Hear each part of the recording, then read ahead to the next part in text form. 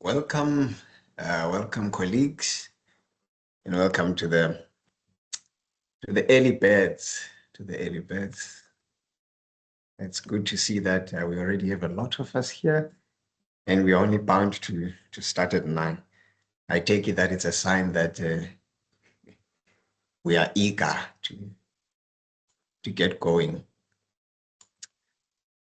Maybe while we wait for the time to officially start, it will be good for us to know who has joined us and from where. It's good for us to know who has joined us and from where.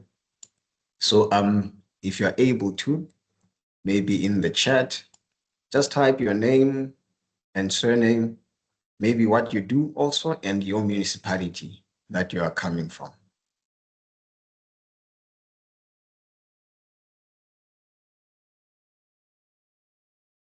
If you can, in the chat, if you can hear me, please just type your name, surname, your position, and also which municipality that you're coming from.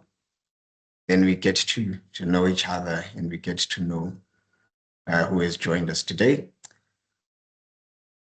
All right, I see Marisa, welcome. Welcome, Marisa from Overstrand. And she'll be speaking also to us, sharing their experience as well. But I think more about that once we get started. But for those who've just joined, I think the chat is open. You are able to just type in the chat your name, what you do, and also where you're from. Nkosi, siyawamkela. Welcome from Umgeni. Welcome Taviseng from NESA. We also have Audrey Smith from Mhlatuze. Welcome. Daniel, welcome. And then we have Luisa Gerber from the Avataskloof. And Nozethu Ndaba wasebaqulisi. Welcome, siyanamkela nonke. Everyone is welcome. Vidri, welcome. And Tobani as well from Bofana. Also have Nathan from the West Coast, George Lotter, Khomotso from Etswane. Cornelius, welcome. Hey, the names are moving much faster. I'm failing to keep up here. But Albanese, welcome actually. Albanese has been here for quite a long time. I saw you waiting in the waiting room. Welcome Grant and Sharon Nopegamangwane from Msunduzi and Pielo from Koha. All right, welcome everyone. Please keep Sonabil. I don't know if I welcomed you, but please feel welcome. And Khumutsu from Etswane, I think I did. Minu Majo from Amasati, welcome. Nosbusiso from Overstrand, Sanamgel. Welcome everyone. It's good to know who's here and from where. And then we'll be starting in a bit, and we'll start right on time, and then we'll just go through what we are supposed to cover today, and hopefully as well end on time. But I'm hoping that the colleagues have brought perhaps maybe information on what's happening within your municipalities. That will be a key part of this webinar, that cross-pollination between all of us. I think it's going to be a key part. So please feel free to share as well. Tabisa from NESA, welcome Tabisa. It's good to have you. All right, so it is 9 o'clock and we will officially start. And those I think who are still on their way will join us. And this session is also recorded, colleagues, so it will be available. Feel free to share it with your colleagues who are not able to come. Welcome, Donley Malan from Namakwa. It's good to see you. So this is the first webinar in a series of webinars that we'll also talk about later on. And today we're talking about municipal electricity asset registers. Yes, good morning, Chris. All mics are disabled indeed. And welcome, Asimbesi. Yeah, sometimes we struggle a bit when people join in and someone forgets to mute the mic and it throws everything off. But I think Nick, my co-pilot, will assist us every now and then to unmute us so that we can interact. So this is the first of a series of webinars, and we'll be speaking about municipal electricity asset registers, so from ledger to RAB. And our program today is a very, very simple one. Our program today is a simple one. We're going to start at 9 as we have done, and we are going to be closed and done by 12. So I'm going to go through the program and some of the things that we'll cover so the colleagues know what to expect. So we're just going to share a bit of a framing about how the day is going to go, and then we'll do a bit of surveys that we're hoping that the colleagues can assist us with, just to help us to know what the status is, what we are dealing with, and it will also help you to know what's happening in different spaces. Then we're going to go in brief over the ERA as amended and what is inspiring, or at least what is the cause of the momentum in the shift from cost plus to a rate of return. And at that point, we'll look at the role of asset registers within the rate of return. And then we have Marissa from Overstrand, who is going to share their experience on the development and also implementation of asset registers in practice. And then we'll take a comfort break for 15 minutes from 10:15 to 10:30. So I think it's important that the colleagues know that the comfort break is built into the program. So please don't take a comfort break anywhere else within, otherwise you may miss out. So we've thought of your comfort and we've built it into the program. So we're going to have that slot. Then you can answer that outstanding email or take that quick call or make that coffee. There is a time for that. Then when we come back from our comfort break, we'll speak about asset register inputs into our current cost of supply tool to show us how we can do that. And Nick is going to take us through that.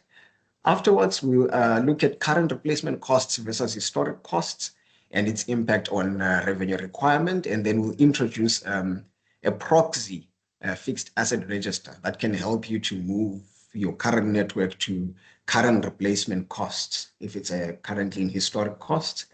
And then we'll just do a bit of surveys again, and then we'll close with a question and answer session and also a way forward. So throughout the program, as the program flows, we'll require and we'll also make space for input and questions for you.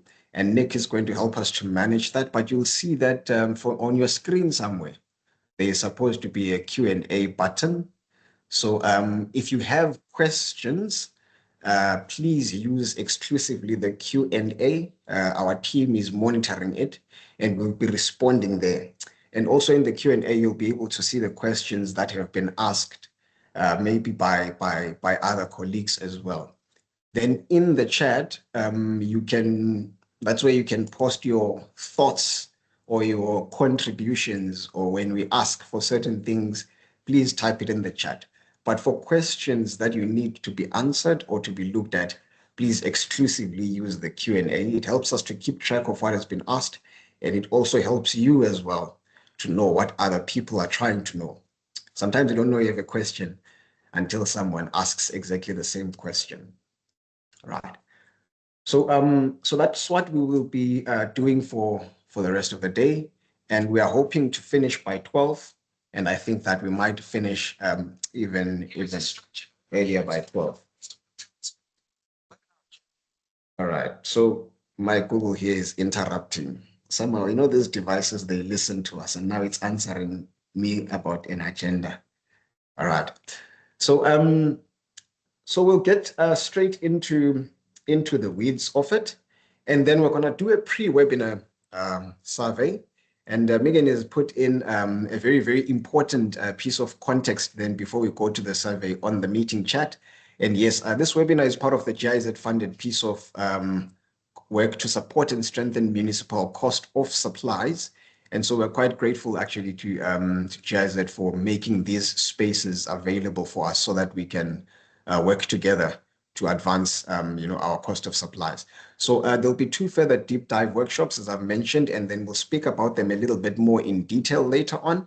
And there'll be a number of tools as well that we'll share with you. So on your screens just about now, Nick is going to set up a poll, asking you to just maybe share that poll.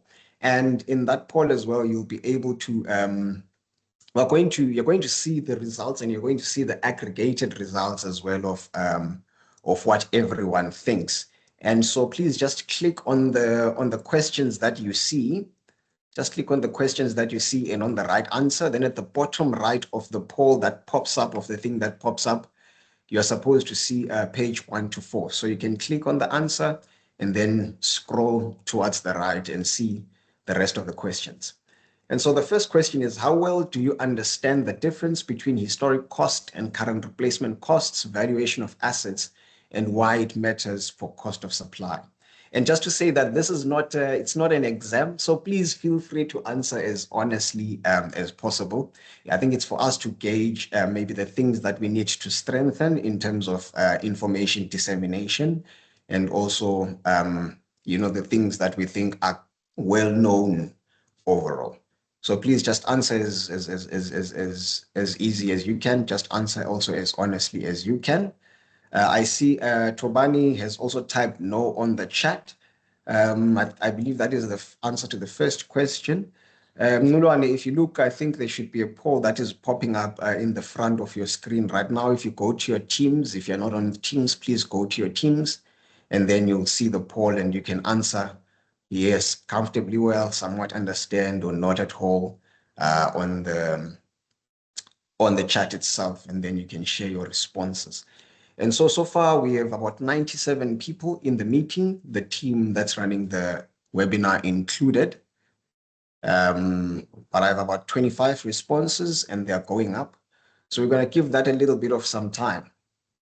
We're going to give that a little bit of some time, and hopefully our responses are going to go over to about, if they can get to 90, I think we'll be comfortably happy. So the first one is, how well do you understand the difference between what is historic costs and what is CRC when you value assets, and why it matters for cost of supply? And then the second question is, do you know what a regulatory asset base is? Do you understand it? Can you just describe it in brief or in detail? Can you say something in passing about it? Do you have a picture? Are you sure that your picture is the one? Do you need confidence that what you think you understand is actually quite true? That's what we're trying to ask over this question. So we have your three answers there: yes, no, somewhat. The third question is, do you understand why the shift towards a rate of return makes an asset register central to the revenue requirement?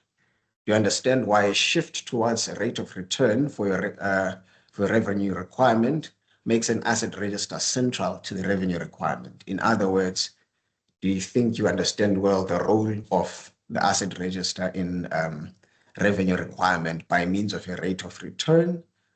So we are at about 44 responses, and I think there's 2 more people that have joined, so please do answer the poll. And then the last question on the poll is, how confident are you in transferring data from your asset register into the cost of supply tool? So our cost of supply tool allows you to actually draw inputs from your asset register into the tool for the calculation of your revenue requirement. And it's part of the sessions that we'll be holding today. And Nick is going to take us through that. So how confident are you? Can you say, I can do it? Or are you somewhat confident, or are you not confident at all? And I think what you'll see is that these questions in this pre-webinar survey are structured around some of the things that we'll touch on today. So it's our hope that you'll find this information that we'll get today quite useful. And so we want to gauge exactly where are we, then as we go along, we can see where do we need to put more emphasis, or where do we just need to remind each other because it's well held.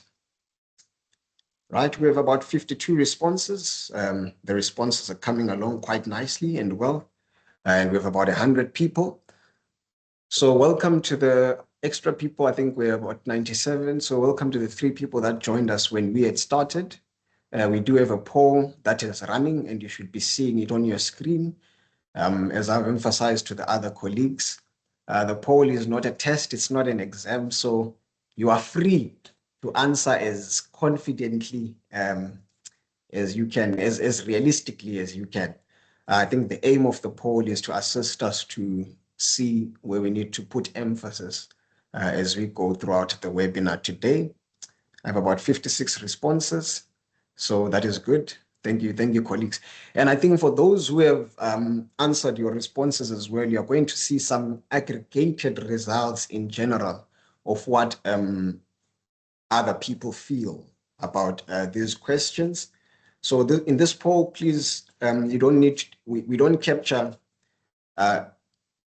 actually in this poll, other people are not going to see who you are or your name and what you answered. So we just see in general what everyone thinks and how everyone feels. So we are almost at 60 responses. We're almost at 60 responses. So for those who are still answering, please just do so and submit.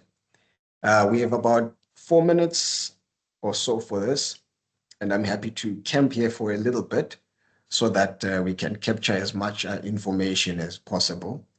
Like I said, it's useful for us to see what we need to focus on and what we need to emphasize. And then for those of us who have just joined as well, I see more people keep joining, which is good. On the chat, we were introducing ourselves. So please do also do that when you have the ability to.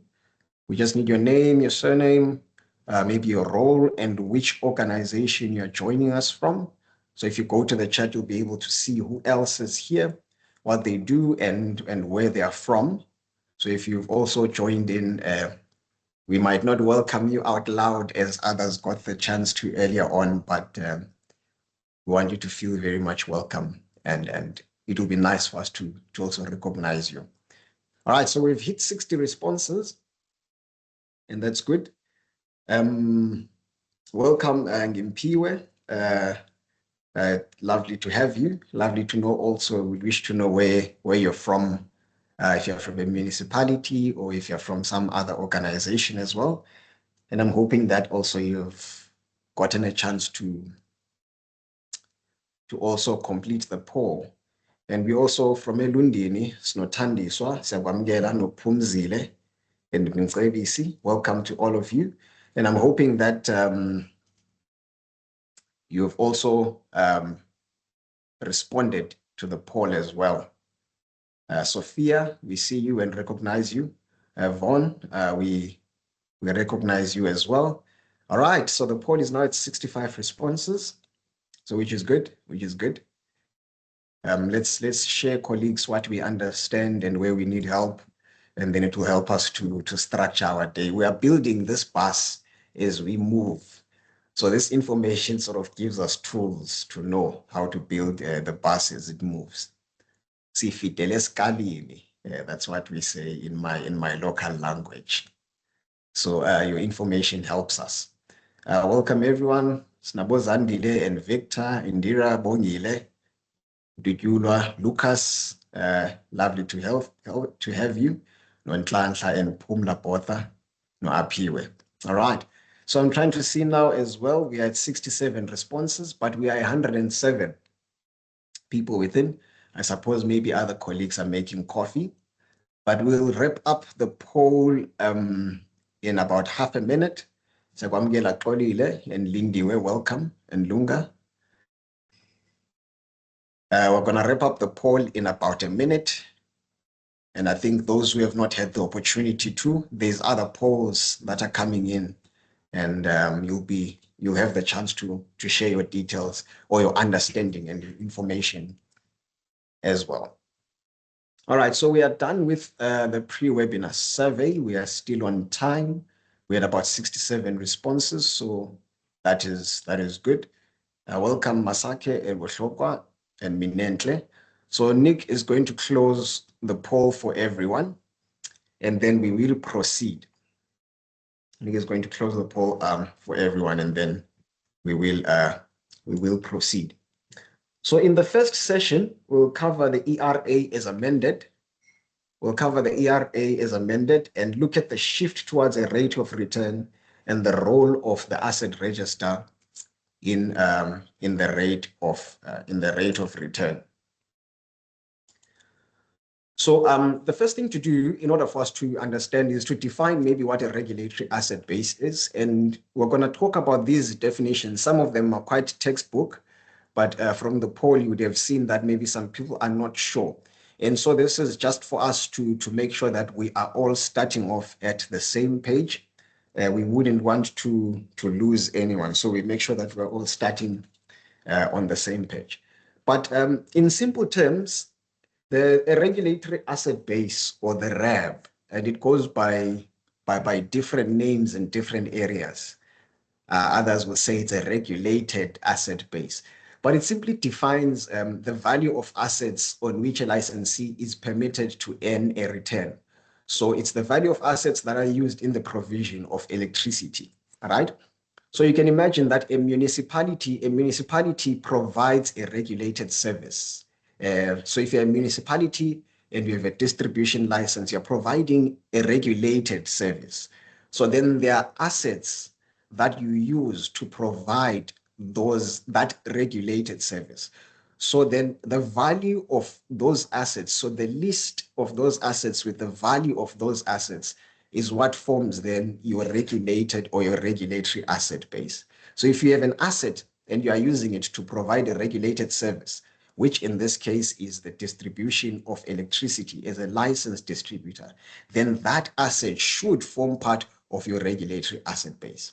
And then if you have an asset, and then that asset has no part to play whatsoever in the provision of that service, which is the distribution of electricity, then that asset should not form part of your regulated asset base. So you can have many assets, but the regulated asset base in this context that we're talking about today is only for those particular assets that have a part to play or that are used in the provision of a regulated service. And it is on that asset that the regulator allows you as a distributor or as a licensee, or permits you to earn a return on them. So in brief, just to get us together on the same page, this is what a regulatory asset base is. It's not really a complicated matter. So now we have had the Electricity Regulation Act, which was amended, and the amendment was gazetted in 2024, and I put into effect, I believe, in January of 2025, but I speak under correction here. We're going to look at these two side by side, at least the sections that speak to regulatory asset base and also the sections that speak to revenue requirement. So I have here two pieces of screenshots, and I am hoping that these are visible. I tried to make them big enough, but if they are not visible to some of us who might have maybe eye challenges, please forgive me. Just bear with me. I'm going to try to speak through them a bit in more detail. But just to let everyone know that we will share these slides, and this recording is going to be available on our YouTube channel. So you'll be able to go a bit more deeper into this. So before amendment, our ERA read, and I'm going to focus on this section, section 16A. Basically, your license must, it used to say, part A, that your license must enable an efficient licensee to recover the full cost of its licensed activities, in this case, the distribution or provision of electricity. Then it went on to say, highlighted there in red, including a reasonable margin or return. So your license condition allows you to recover your full cost of providing a service. And on top of that, it allows you to recover a reasonable margin or return. So this is what the ERA said pre-amendment. And then in the amendment, and I'm going to explain a little bit how to read this amended part. Everything that you see here that is underlined has been added during the has been added. It's the amendment. In the amendment, it's items or text that has now been included, which was not previously there before. And then everything here that is in bold and is bracketed, such as activities, as I'm pointing out there, these are things that have now been removed. So it was there in the ERA, but it has been removed. So in this version, everything is put side by side in order for us to give us context to know what has changed and how it has changed. And then, of course, you're going to get the version of the ERA, which is only the things that have been added and as it stands. So here, we still have our statement here that says that the regulator must enable an efficient licensee to recover the full cost of the licensed activity, which is the provision of electricity. And you'll see here that this statement that we highlighted firstly here in red, that says including a reasonable margin or return, here it's now in bold and in brackets. And as I've explained, it means it has been removed. It has been deleted. So this part is no longer there in the ERA. It's now defunct, if that maybe is the right word to use. So the ERA now no longer speaks about including a reasonable margin or return, but there's been something that has been added in its place, and that's a clause AA. It now says that the regulator must allow for a reasonable return proportionate to the risk of the licensed activity. So now the ERA is no longer speaking about a reasonable margin or return. The ERA now exclusively speaks about a reasonable return. And of course, this kind of amendment has sparked then a shift towards distributors using maybe the rate of return as a methodology for revenue requirement. And so this is, I guess, the instigator. Yeah, I don't know if that's the right word to use, or the root sort of like cause towards this huge momentum towards a rate, using the rate of return as a revenue requirement. But important to note here, so this is where the industry seems to be moving. But what is also important here is that the revenue requirement methodology is currently under review by the regulator. So I was just explaining here what is inspiring the shift. And I'm not saying this dogmatically to say this is where we should go, right? But this is where it seems we are going. And so, of course, the regulator is on it. The regulator is on the ball, and the revenue requirement methodology is currently under review by the regulator. And just to say that through the EPP and also through the ERA, they enable us to set national strategies also and priorities, right? And the responsibility of translating these maybe into operational rules and instruments rests with the regulator. And so the regulator will come in here and will provide more clarity for us as to what this exactly means and how, as the industry, we can move towards it. And I think that clarity is going to come soon, and it's going to be clear for everyone where we are going and how we are going to go about it. All right. And then next up is a fixed asset register. And so we'll define it as well to make sure that we are all together on the same page, because these things are going to influence quite strongly maybe our discussions for the day. So it's important that we are together through it. A fixed asset register is simply a detailed list of all fixed assets owned by an entity in order to meet its mandate of providing a service to its stakeholders. So what you will see is that the regulatory asset base and the fixed asset register can be used interchangeably as terms, because they all refer to the same assets, they all refer to the same list. And this list has particular information, and we'll speak about that. So the asset register must comply for you as a municipality. Your asset register must comply with MSCOR requirements and also GRAP 17. And we'll go a bit into more detail on that as we go along. So please, if you have some comments as well, please just type them in the chat. But if you have questions as we go along, that we'll look at, there is a Q&A section there. And as I go through this, my colleagues will be responding to some of the questions that you may have as well. And some of the answers as well are going to come from the floor as we go together and as we capture our understanding and what we are currently doing in our different spaces. So we look now at the place of the regulatory asset base, or also the place of the fixed asset register in the rate of return.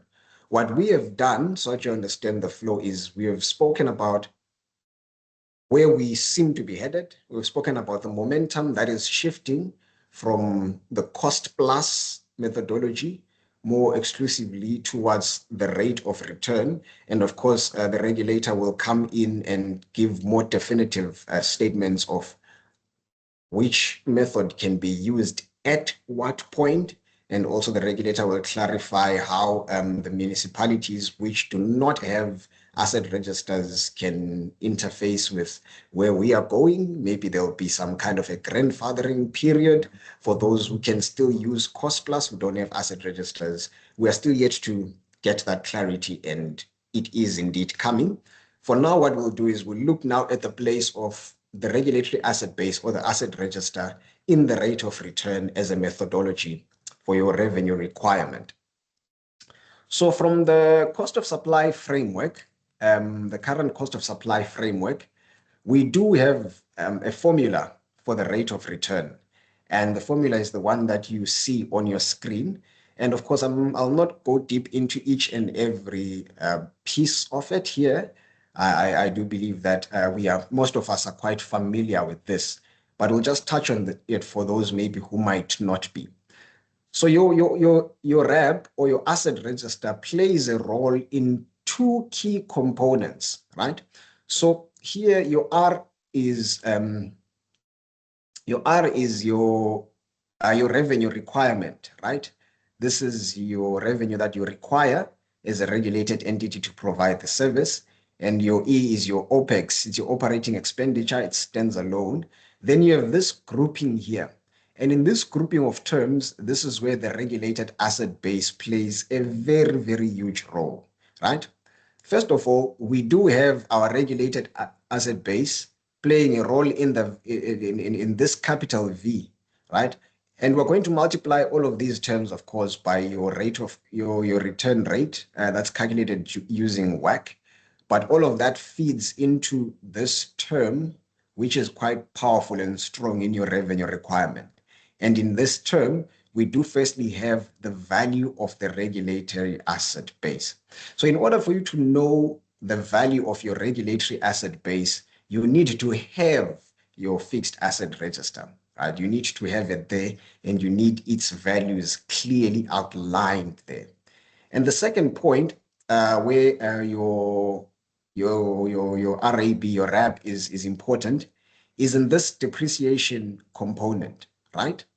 So you see that the RAB plays a very key role in your rate of return, because you need it for this component and you need it for that particular component. And this secondary component is now your accumulated depreciation on your regulatory asset base. So these two, when they are taken together like this, when you do the arithmetic that is shown there on the screen, you are going to get the value that you're going to get is the value of your assets as they are, where they are in terms of what is left in terms of their useful life.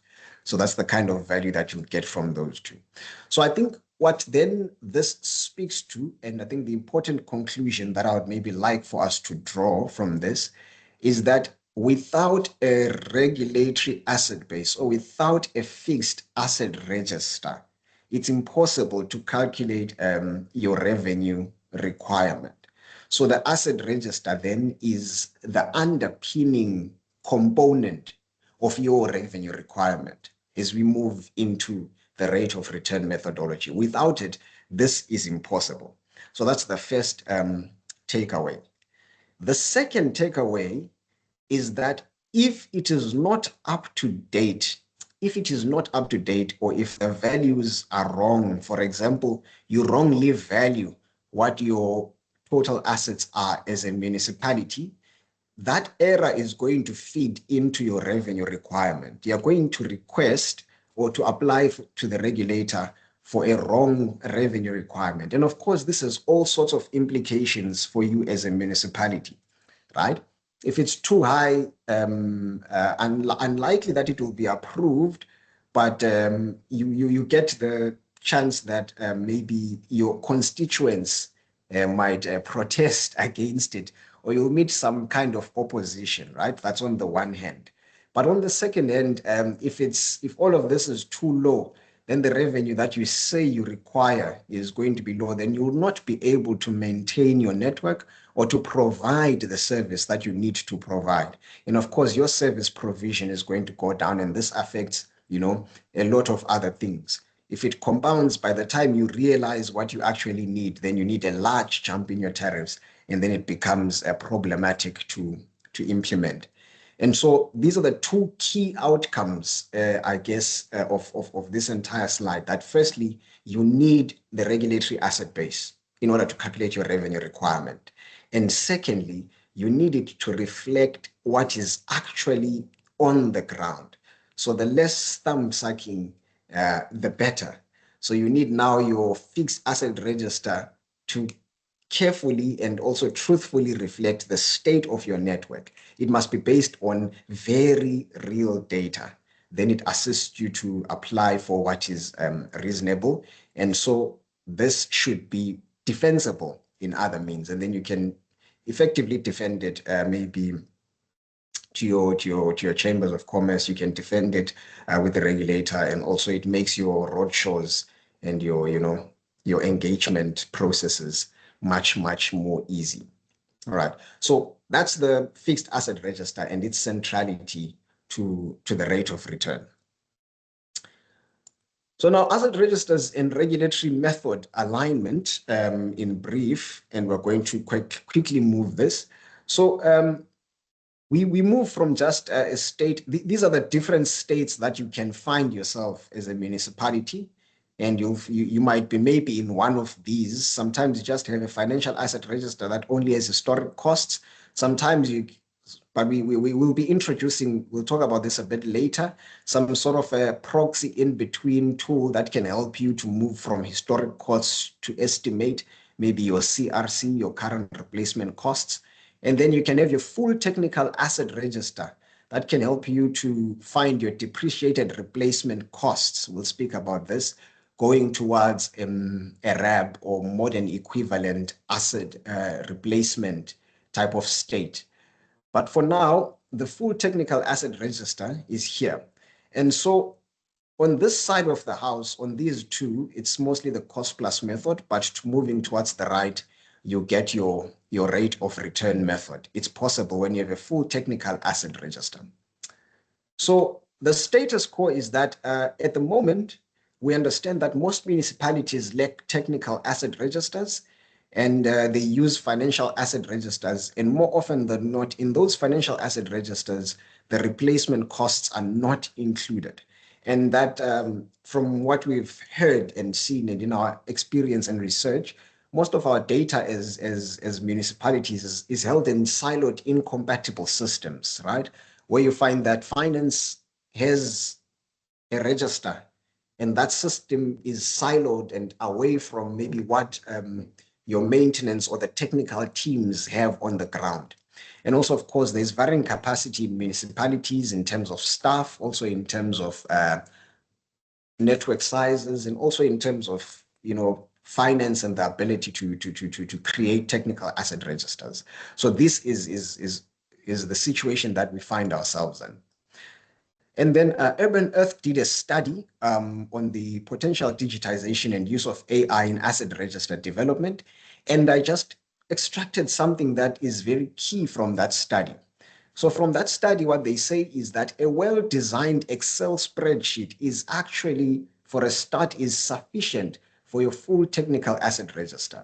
And then, of course, you develop and graduate them from the standalone asset management platform and also to a full suite of integrated multi-purpose software that talks to very different requirements, and also, I mean, not requirements, but different departments within your municipality. So like your sort of one-stop shop multi-purpose software. So you move from the bottom up going upwards. But any of these is actually sufficient for you to be able to apply for your revenue requirement.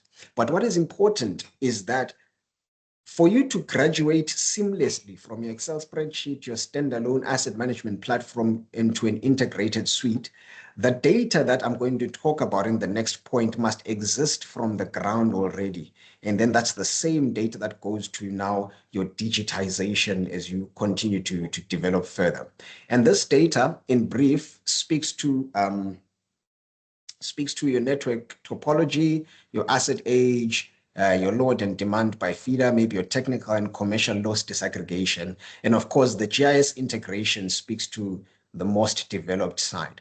But all of these kinds of data must be collected right in the beginning from when you are in your spreadsheet phase. Then the last thing that we'll speak about before we go to one more poll is to just touch on what constitutes a GRAP 17 and M-score compliant register, right? We're speaking about the development of these registers, and it's important, I think, imperative that we speak already about what it needs to comply to going forward. And these ones that I'm pointing to at the moment are GRAP 17 requirements. And then these ones that are on this side that have a bluish tint are M-score requirements. And I think most of us might already be familiar with these. And I'll not speak to them a lot in detail, but just maybe just a quick brief overview on what they are so that we do not leave anyone behind. Some of them are self-explanatory. So for example, your asset must have its own unique ID, its asset name, and class. So you can think of this as the asset's ID number and its family tree, right? So without this, you can't really trace the asset back to a ledger entry. And then, of course, the cost and key dates. When did you buy it and when was it capitalized? So this helps, and this is what your auditors really love to check. And then maybe let's move to the depreciation and useful life. I think this one is self-explanatory. Each asset must have its accumulated depreciation, and also you need to capture what is the remaining useful life of the asset at every particular point. And then the location and custody, where is the asset located and who is responsible to it. So if it's a substation, it has an F number there. That's where it is located physically. And then you have maybe the area engineer who is in charge of it. And then on the M-score side, your componentization. So you can imagine like your primary substation cannot be one asset, but you componentize it into lots of things. Your MV switch gear, you can have your transformers as well.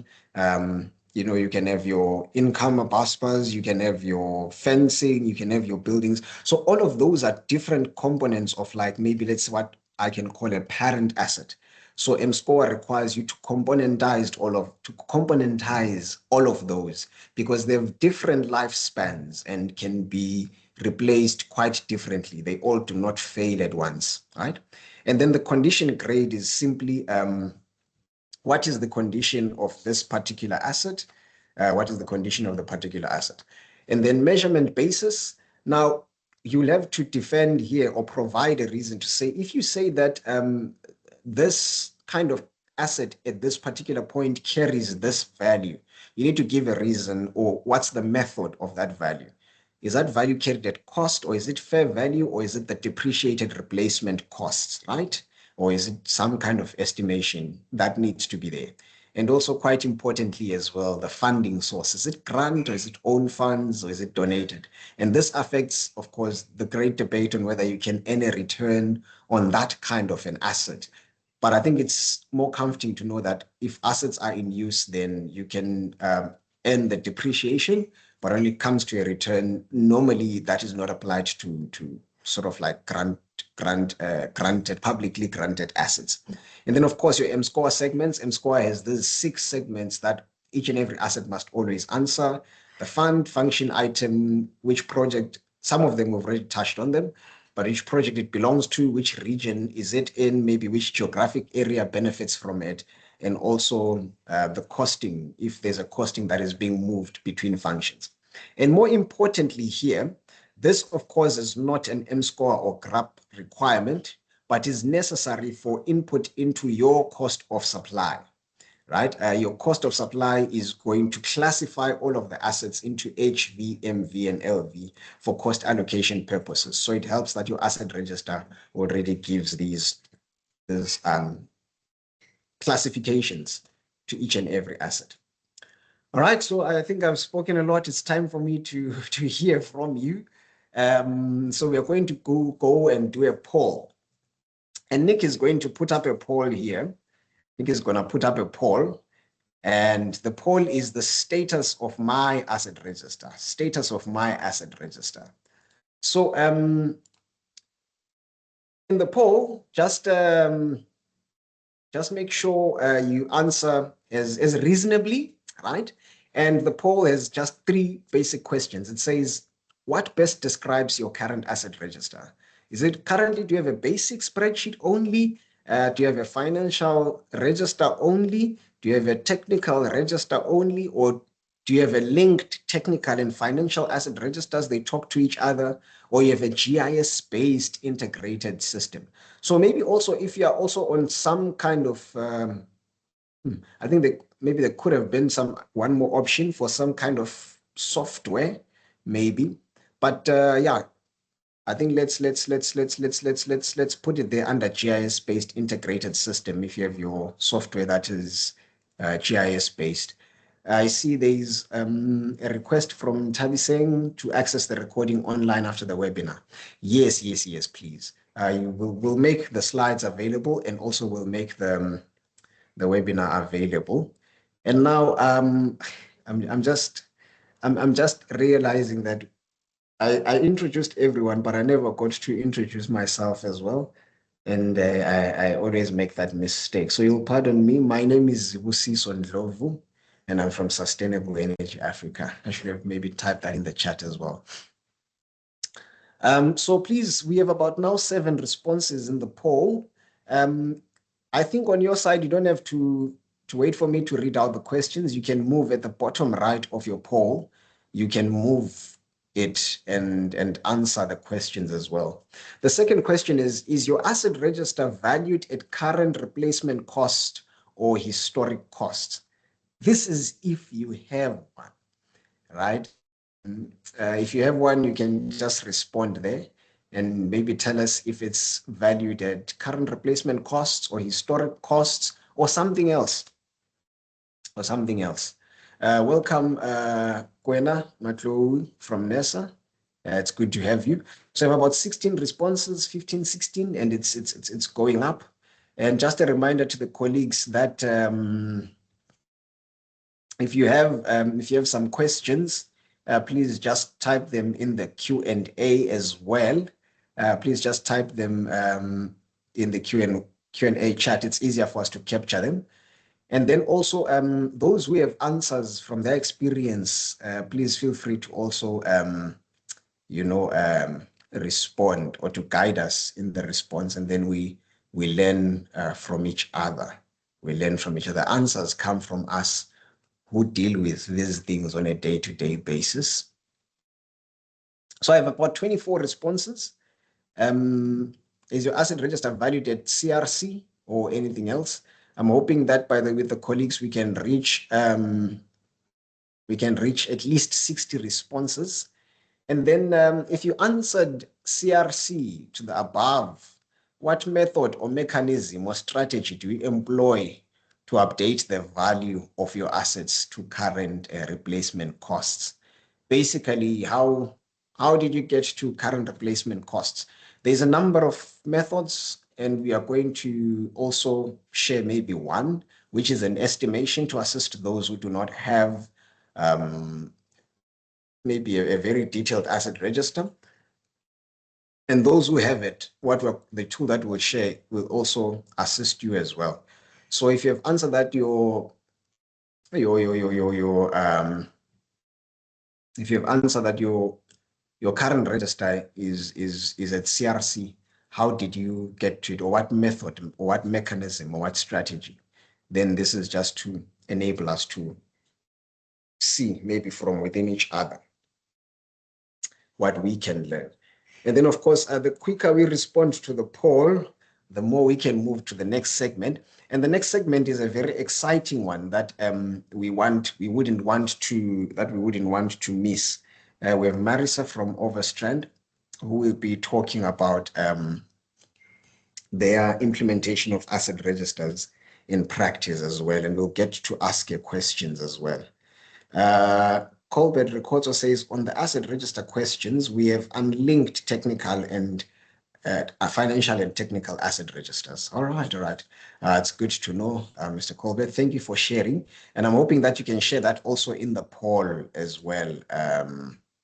But you have both of them. So I think maybe that's great information to share also on the chat. I think if you have, maybe let me say also, if you have a different answer, maybe and the poll doesn't give you all the options, you want to explain your situations, you want to tell us something, come to the chat and share it there. We'll be able to capture it as well. It benefits us. All right. So we have about 39 responses on this poll, 39 responses. So maybe we'll leave the poll open for a bit before we close it, Nick. And then I'll introduce our next speaker. The poll is open. You can go through it while we introduce our next speaker for the sake of our time. And our next speaker who is going to bless us with, what they are doing is Marisa from Overstrand. She will share, she's actually the senior engineering technician at Overstrand, and she will share as well the implementation of asset registers in practice in Overstrand. She will share her case study. And I believe, Marisa, you've been given the right to maybe unmute yourself and to talk and to share your screen. If not, Nick will do so. All right. Okay, I can confirm that we can see your screen. See. Maybe. Okay, great. All right, we can hear you as well. All right, lovely. Then maybe, Nick, we can close the poll now. We have about 46 responses. And then over to you, Marisa. Right. Morning, everyone. Thank you for the opportunity to share with you guys what we have done as a municipality with regards to asset registers and in the field of electricity. So why did we start? We didn't start with the point of saying, oh, I want an updated asset register. I need to now go and find out what I have. Our main goal was to digitize our as-built and our single line diagrams so that we have a visual representation of our network for our operational purposes.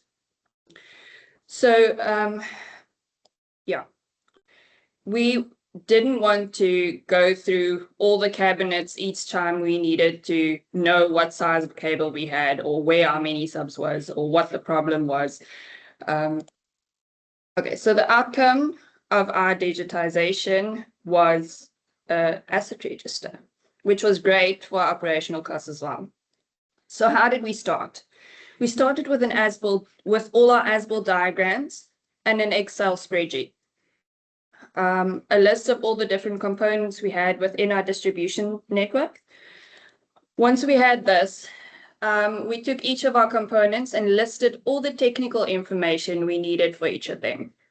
This then became the basis for our GIS attribute fields. We used a consultant to transform all the diagrams and attribute fields into a GIS database. Once we had the template, the real work started. We printed out a map book from our GIS.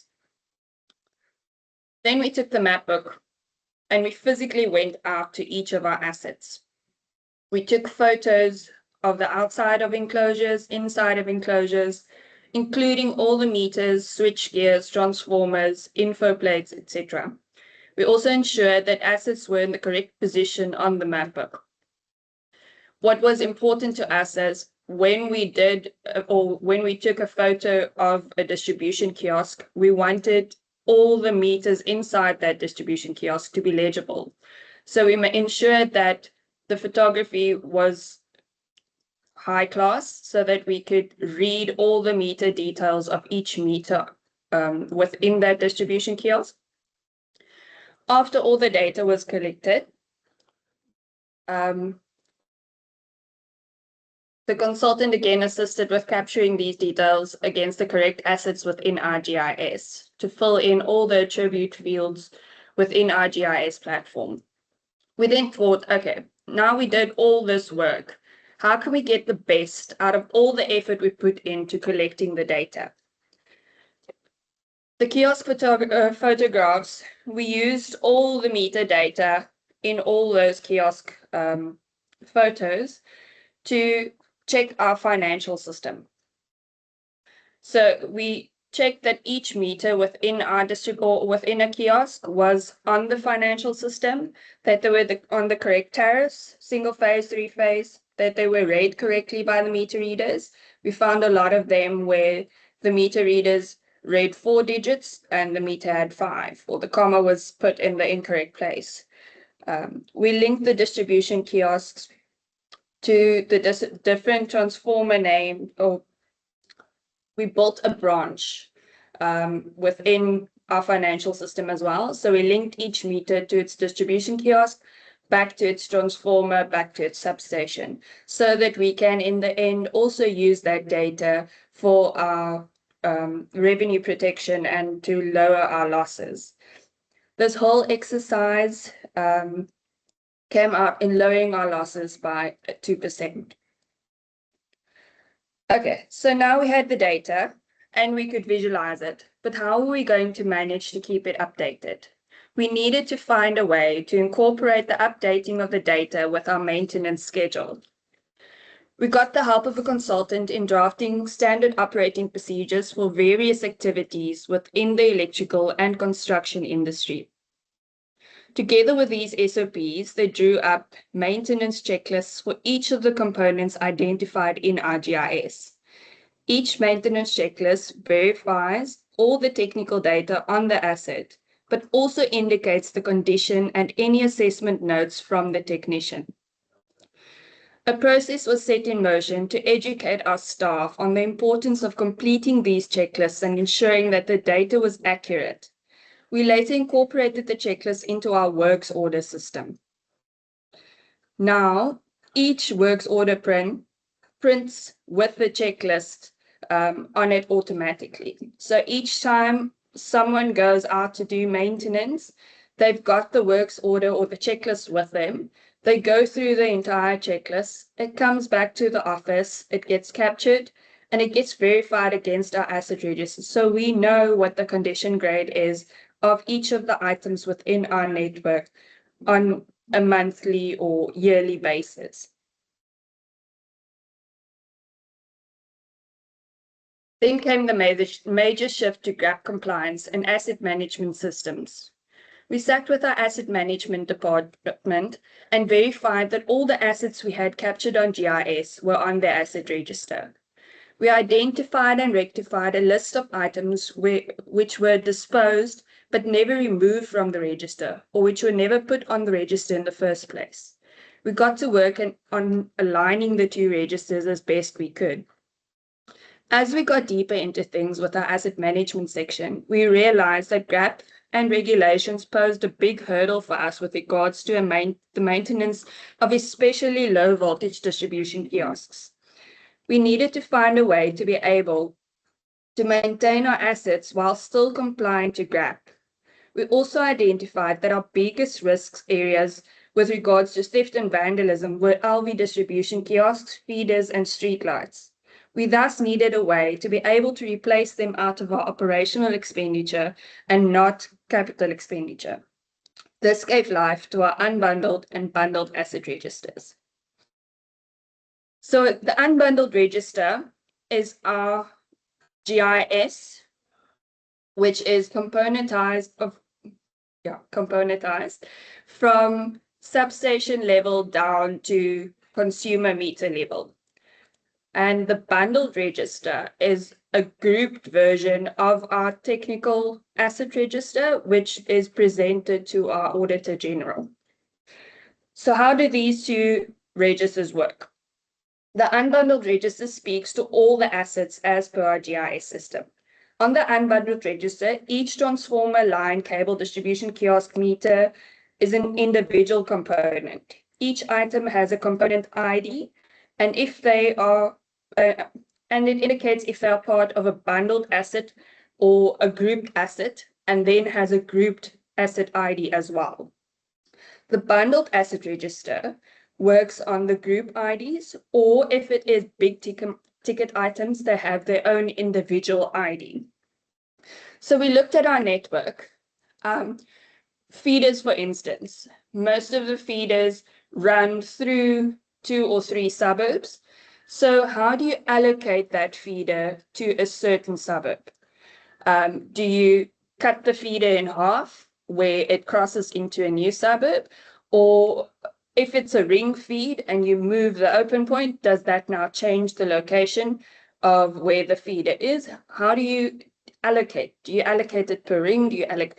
So that was one of the things that we had to think of whilst doing this. So we took our 5 main Eskom intake points and we categorized our assets according to those 5 intake points. So for instance, the distribution kiosks within our Gansbaai area, for all the suburbs, we have the components for each individual kiosk, but the asset register shows a bundled asset for Gansbaai with regards to kiosks. For feeders, because we have a variety of feeders, we split them into HV, MV, and LV firstly. Then we split them into underground and overhead, and then we split them according to their size. So on the unbundled register, depreciation is done for each of those assets on the unbundled register, and it's then rolled back up to the bundled register, which gets audited by the Auditor General. We've been doing this for the last, I think, 10 years, if I'm not mistaken, and the auditors have been happy with it. Okay, so this now allows us to do maintenance or replace a distribution kiosk that was knocked over out of operational funds. For the few instances of transformers or mini sub replacements, we created a capital contingency vote on our capital budget. So if we have a big ticket item that is a one-line item, like a transformer or mini sub, which doesn't get damaged that often here by us, we replace that item out of our capital contingency, but we still have the operational capability to replace our low voltage network out of our operational cost instead of having each of those items be a capital expenditure. Having this in place, we now need a way to link the technical and financial asset registers together. One of the biggest challenges for us was that we gave all the data to our financial department or our asset management department, and then got no asset register in return or feedback. So we thus had no idea what the asset number was for our assets when we sent them the data. We then again sat down with our asset department and decided how we could, or if we could issue a component ID for each of the assets. So the issuing of the component ID now starts at the electrical department. We give, once the project is finished and the GIS is updated, we issue each of the components within that project with a component ID. We do an extract out of GIS and we send it then to the financial asset register. So now we have a link between the two.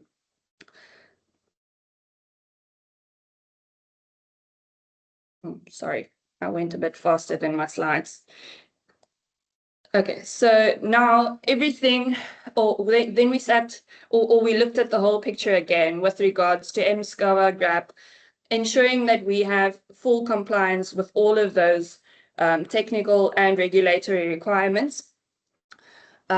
We took all the fields that finance needed from us and built them into our attribute fields. So all the MSCOA fields, all the fields that GRAP required from them, all those were added at the end of our technical attribute fields. So we now have a duplicate of what they see on their side, which allows us to just do an extract from our GIS once we have a completed project, and not having to type everything out or copy and paste things over, and having errors in documents or templates that are sent to them.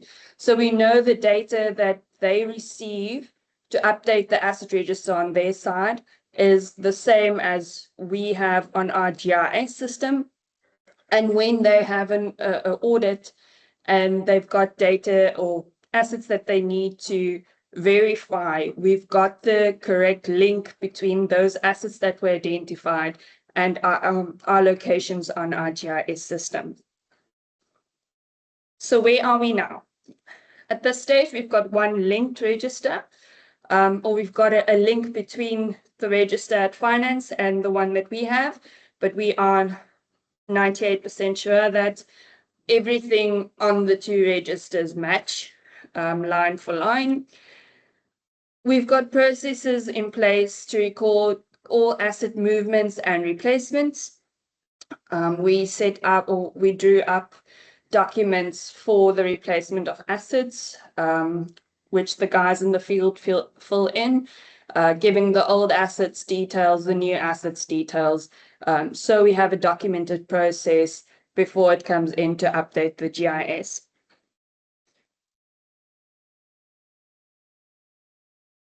We've also got a process to update the useful life and condition information.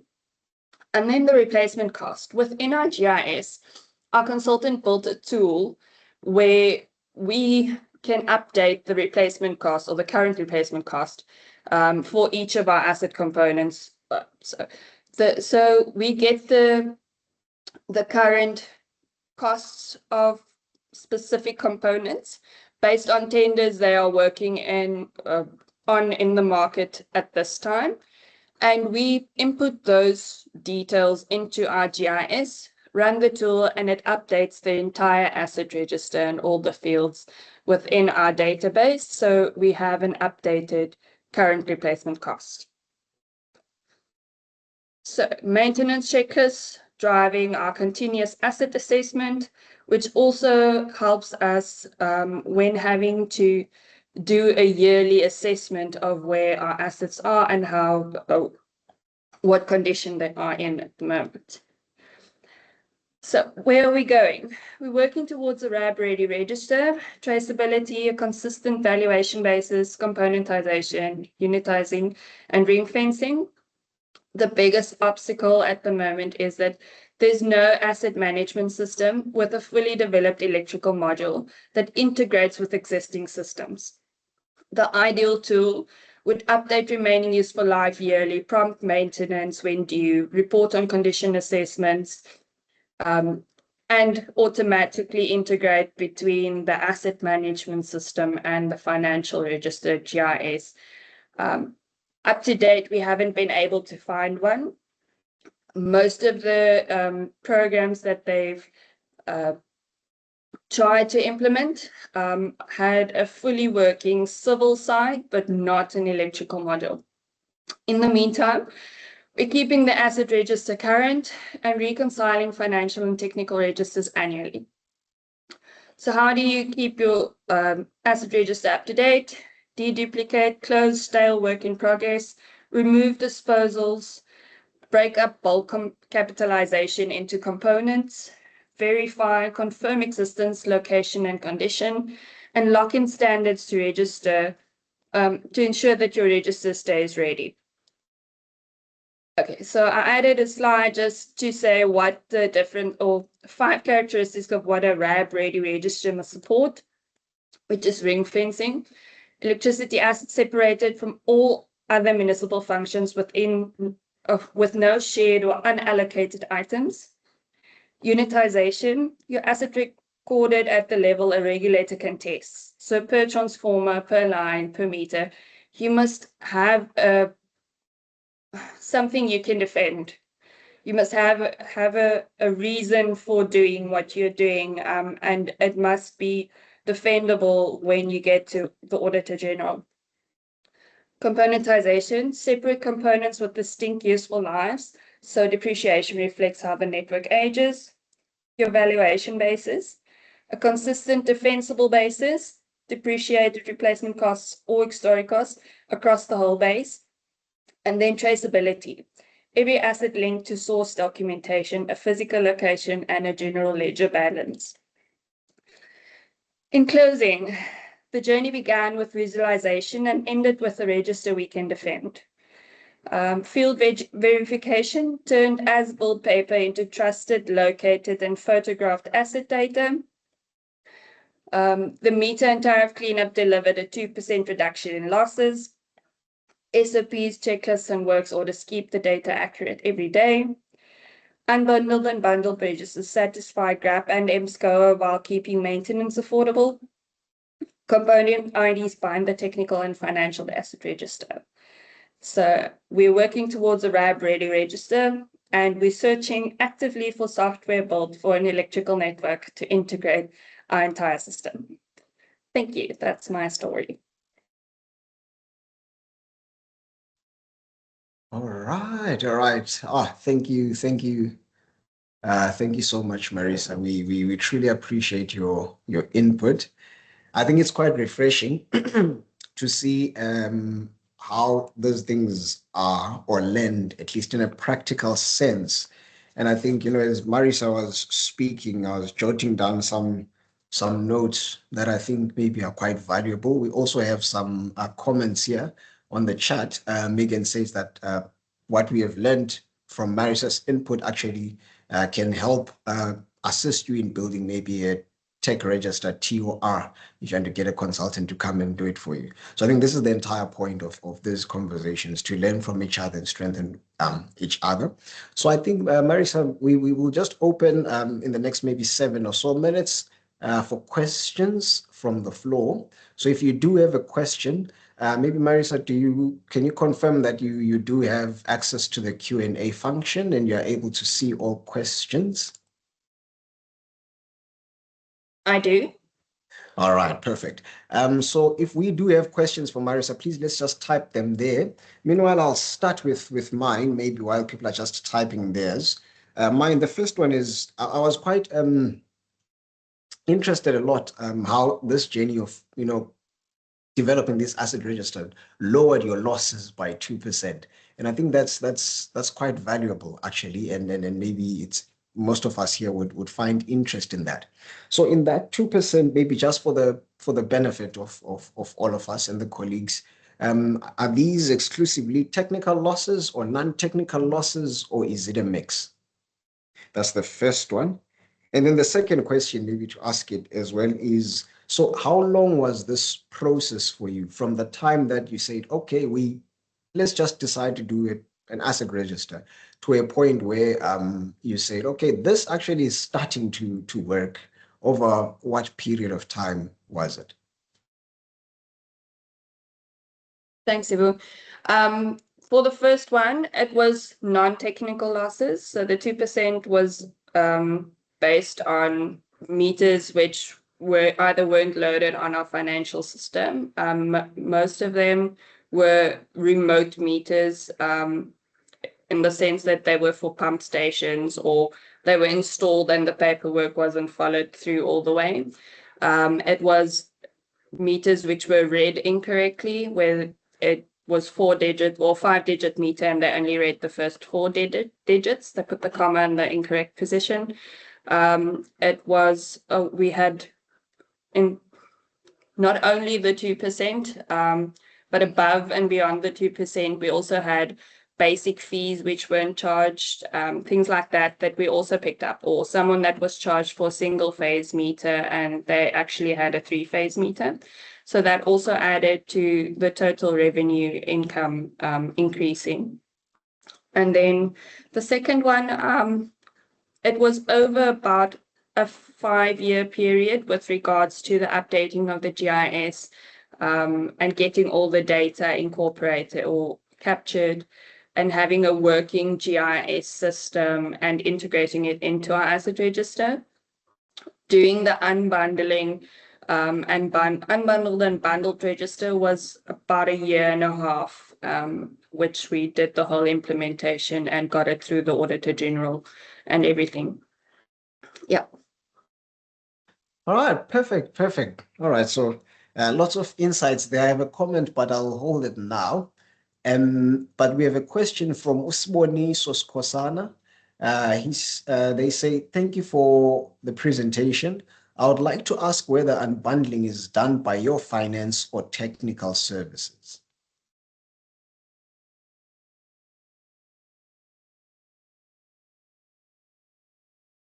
Okay, so the unbundling was based on our GIS register.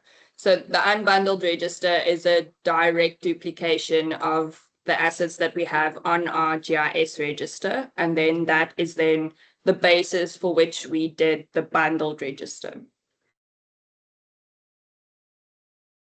Oh, well, oh, well. I see there's also a question that has come through from Pumla. And the question is, from the regulation perspective, what credible tools are available to assist in ensuring that the asset register is not simply an accounting record, but a quality auditable record of the assets that are genuinely used and useful in providing the electricity service?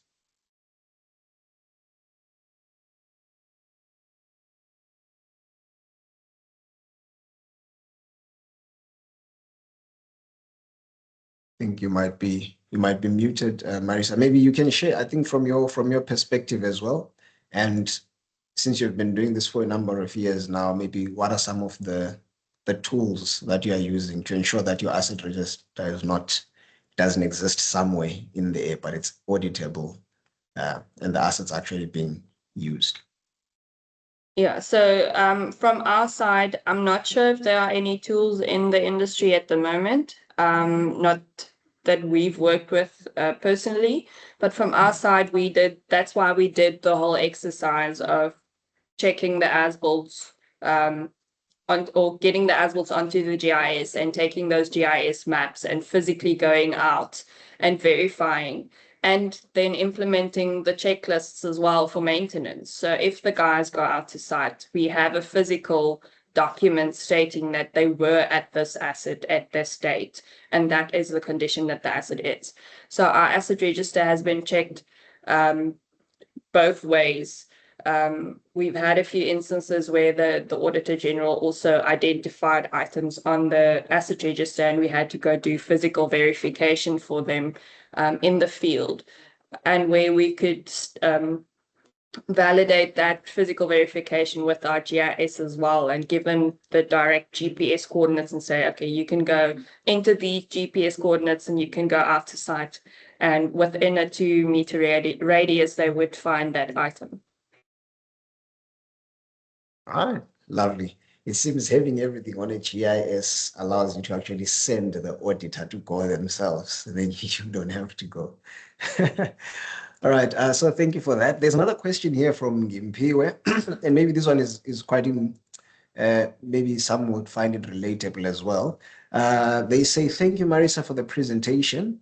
For the initial verification and take on and GIS capturing, was there a specific grant that you accessed for the implementation of this? No, through our consultant, and we added the GIS implementation and updating in the scope.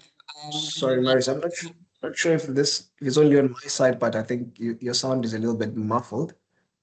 I'm hoping it wasn't only for me, but you can try again. Okay, let's try again. Is it better now? Much better. Okay, great. Okay, so from our side, no, there wasn't any grant funding we used. We used our operational expenditure for our consultants and our consultancy tender, and we worked the GIS into the scope of works for that consultancy tender. So, yeah, everything we wanted from a GIS and the updating of the GIS and everything was incorporated in the tender we set out for consultancy services. And we then used our operational expenditure to get the GIS up and running. All right. And then maybe the last one, this one is from Chris Gower from Buffalo City. And he says, does one still have to manipulate your HV, LV data split to get it into your cost calculations? Or does your tools summarize this for you or integrate it into your cost of supply? Okay, so from your GIS, you can export each of your individual components with all their attributes. So if you've got your components grouped for HV, MV, LV, if it's drawn up or your database is set up in that way, you can export it directly. So if you do an export or summary on GIS for HV, you'll only get the HV network that you have, and the same for MV and LV. So you can do that split on the GIS and not have to manipulate anything afterwards. Wonderful. Beautiful, beautiful.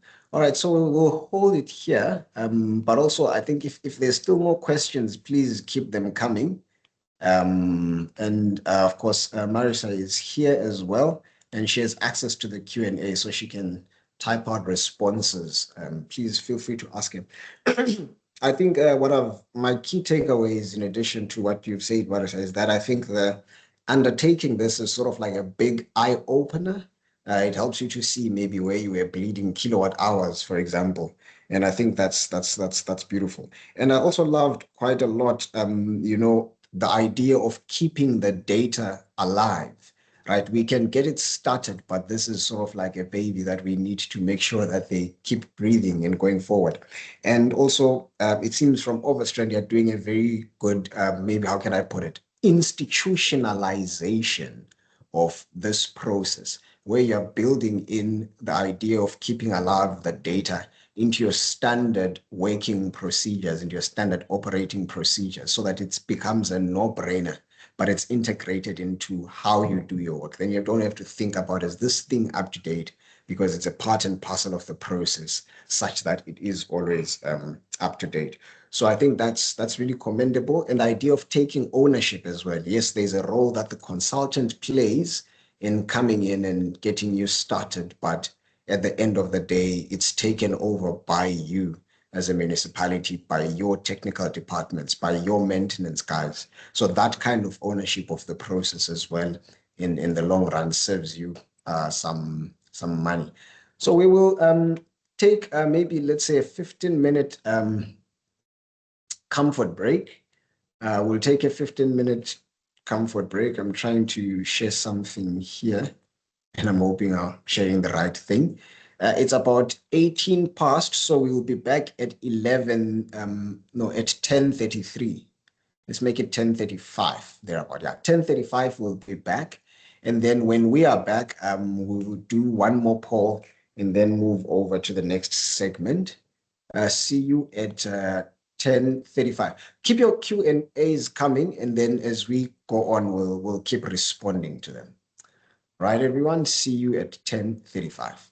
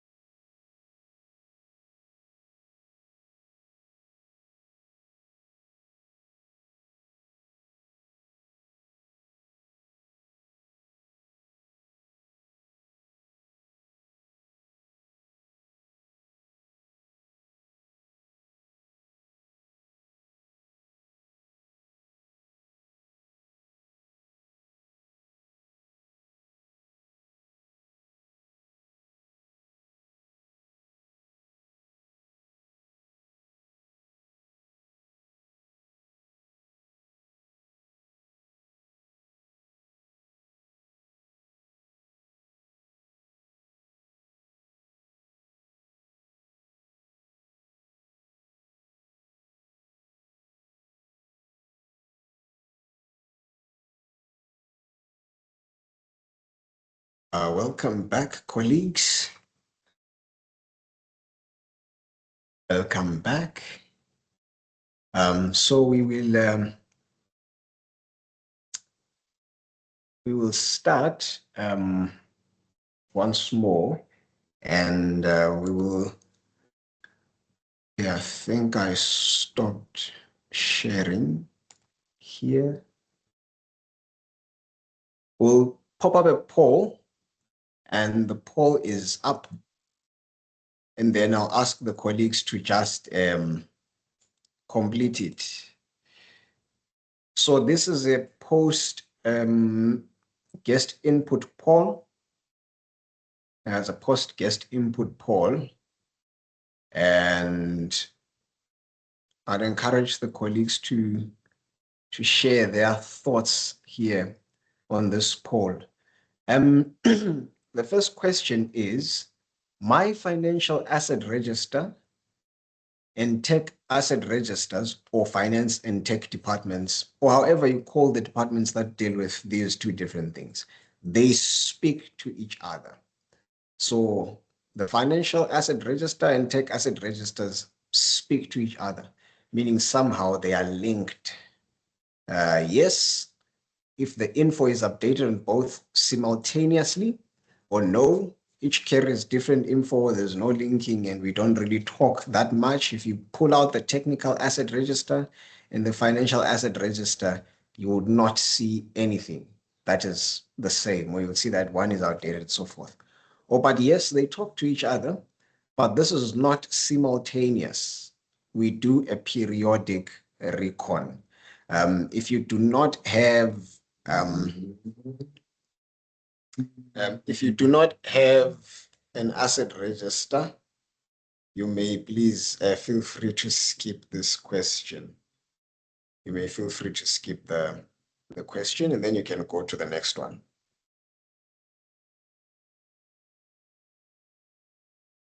And then number 2 question says, what are the next developmental steps for your asset register? In other words, what do you need to do, or what are you going to do from here on? So from where you are, I think in the pre-guest input webinar, we asked, what's your current state of your asset register? It's just this, it's got only historic costs, it's just financial, it's not technical. Maybe it doesn't have the other things that, make it GRAP or M-score compliant. But you want to know in this second one to say, what do you think are the next developmental steps for your asset register? And what from where you are, what's the next immediate thing that you're going to do? The next immediate 1 or 2 things that you're going to do. And then the third question is, if your asset register is developed, similar to maybe what they have in Overstrand, where it's a working system, or if it's in the process, you have started and you're somewhere in the process, what avenues of funding did you explore and also use? Did you use grants? Did it come from your operational expenditure, etc.? Please just share your thoughts there. What did you use to get you started? And then question 4 for the last one builds, of course, on the previous one. And it says, share any possible funding sources that you know for this kind of work. So if you know grants, if you have contacts, and if you have links for other municipalities to also access, please do share them. Now, I do not know if your source, if it's competitive, if other municipalities get to know where your source is. But in instances where, you have someone who's very happy to get into an arrangement with anyone and everyone to fund this kind of work, please share those in the poll, and then we'll be able to empower each other to sort of like move in this direction. I think as we were speaking, you might have seen lots and lots of positives from Marisa's experience in terms of how this even, contributed to actually, an increase in their revenue because of, now your meters are capturing correctly, you are charging someone fairly what they should be charged, it all comes, as part and parcel of this development. So there's lots of benefits that we can get as municipalities if, of course, if we go this route. It's a good to have. So if you do know any links, grants, etc., contacts, please just drop them in there, and then we'll try to make sure that everyone has access to something somewhere. So I only have 18 responses so far. We're gonna run this poll maybe until 10:45. I just need to run my ship very well here. I would have eaten into Nick's 30 minutes, but I'll push him a little bit more, and then we'll squeeze it in a bit when we do replacement versus historic costs to recover our time.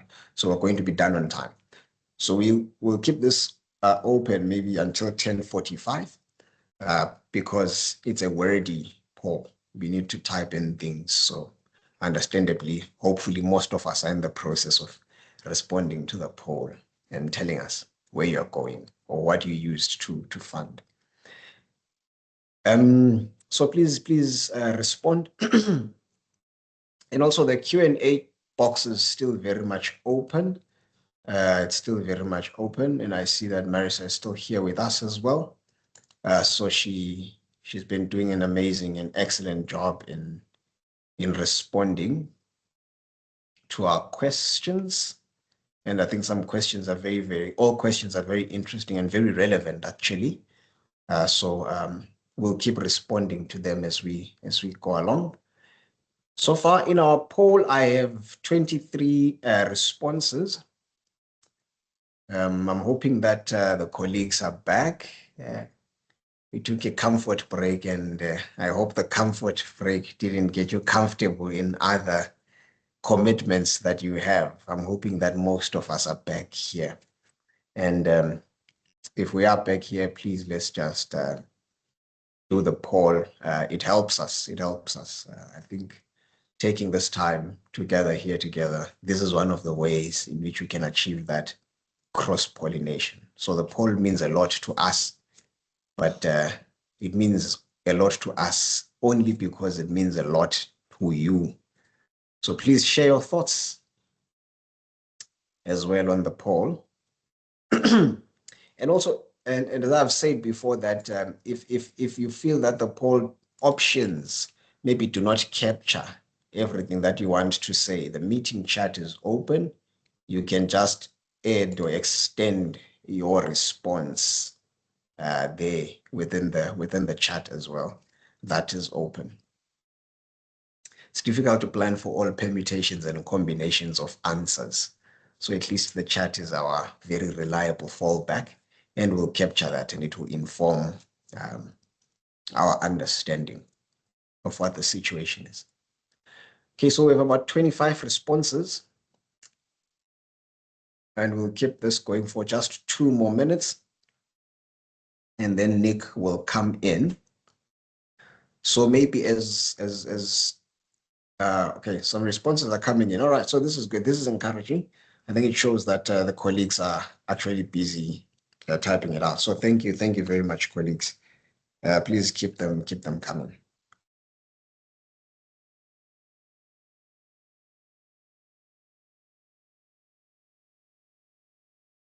Right, so we're almost at 30 responses. Almost at 30 responses. In the beginning, I think we were above 60, and 60 was a good number. But as is with such things, the good number always continues to drop a little bit. So 30 would make us very happy for now. We need about at least one to at least touch 30 responses. And that makes it, I guess, maybe a statistically significant number of responses for us to draw trends and conclusions from. But we are 150 in the chat, so I'm hoping that many more of us can still share. All right, so while the poll is on, I'll keep the poll on, and I'll just introduce the next session. And so we're going to speak about asset registers and the COS tool interface. And Nick Sims is going to be, who you know very, very well. He's going to be taking us through that, and we look at, okay, now you have an asset register. So then, okay, I'm going to use this for my cost of supply. How do I take information here and put it here? In which tab? Where does it go? And of course, this is not a full-on course study, but we're just zooming out and narrowing it down into what's relevant, the transfer of data between the asset registers and the model. And then, of course, there's other webinars that are coming as well, where we'll get into the full cost model. All right, so I have about 32 responses. So maybe, Nick, I'll stop sharing my screen from now, and then you can set up yours and share. And then when you have shared, you can close the poll in case someone is still typing and wants to submit something. Thanks, Sibu. No problem. And good morning, everybody. It's good to have so many of you in the virtual room. We obviously are learning a lot today about assets, and it's a very important and relevant part of the cost of supply landscape at the moment. So thanks to Zibu and Marissa.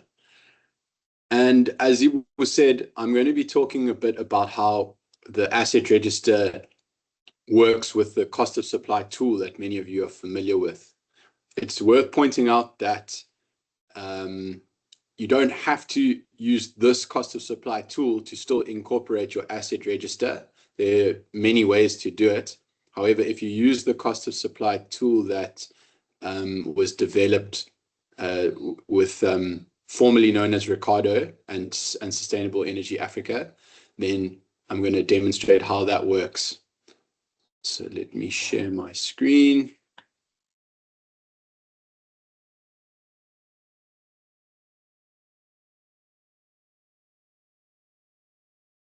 All right.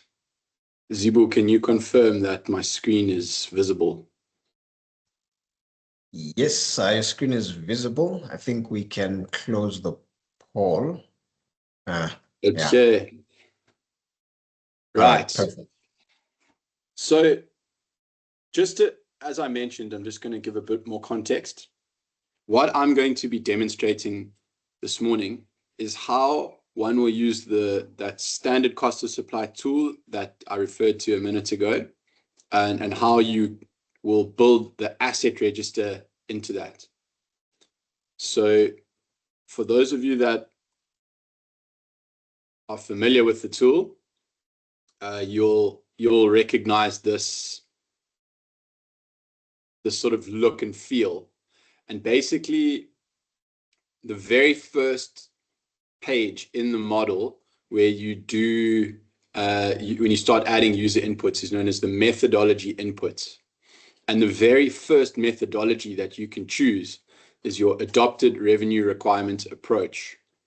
And this is quite important because once you set your course, you can't really go back unless you change everything. So you would need to decide as a municipality, are you going to select on your wires or your network side, and on your retail side, the manner in which you're going to figure out or calculate your revenue requirement. So you can see there's three options. There's one is an allowable return on a regulated asset base. Number two is the asset values annuitized at a selected discount rate. And then number three is an allowable surplus on OPEX. As Zibu referred to earlier, we're talking about assets, and the general trend is to move towards an allowable return on a regulated asset base. So that's what we're going to use in this example. So you can see in this example, I've selected option one for my network. I'm going to earn an allowable return on the regulated asset base. For the retail side of the business, I've just left it as an allowable surplus on OPEX, because we're focusing mainly on the networks because that's the bulk of the assets. So you can see once you've chosen that for my network, I'm allowed to set the allowable rate of return. This allowable rate of return will be based on your municipality's weighted average cost of capital, and your finance department should be able to tell you what this is. So You shouldn't just pop in any number here, because it could throw out your results, and it might get taken to court or thrown out by NERSA. So you need to have an informed allowable rate of return here.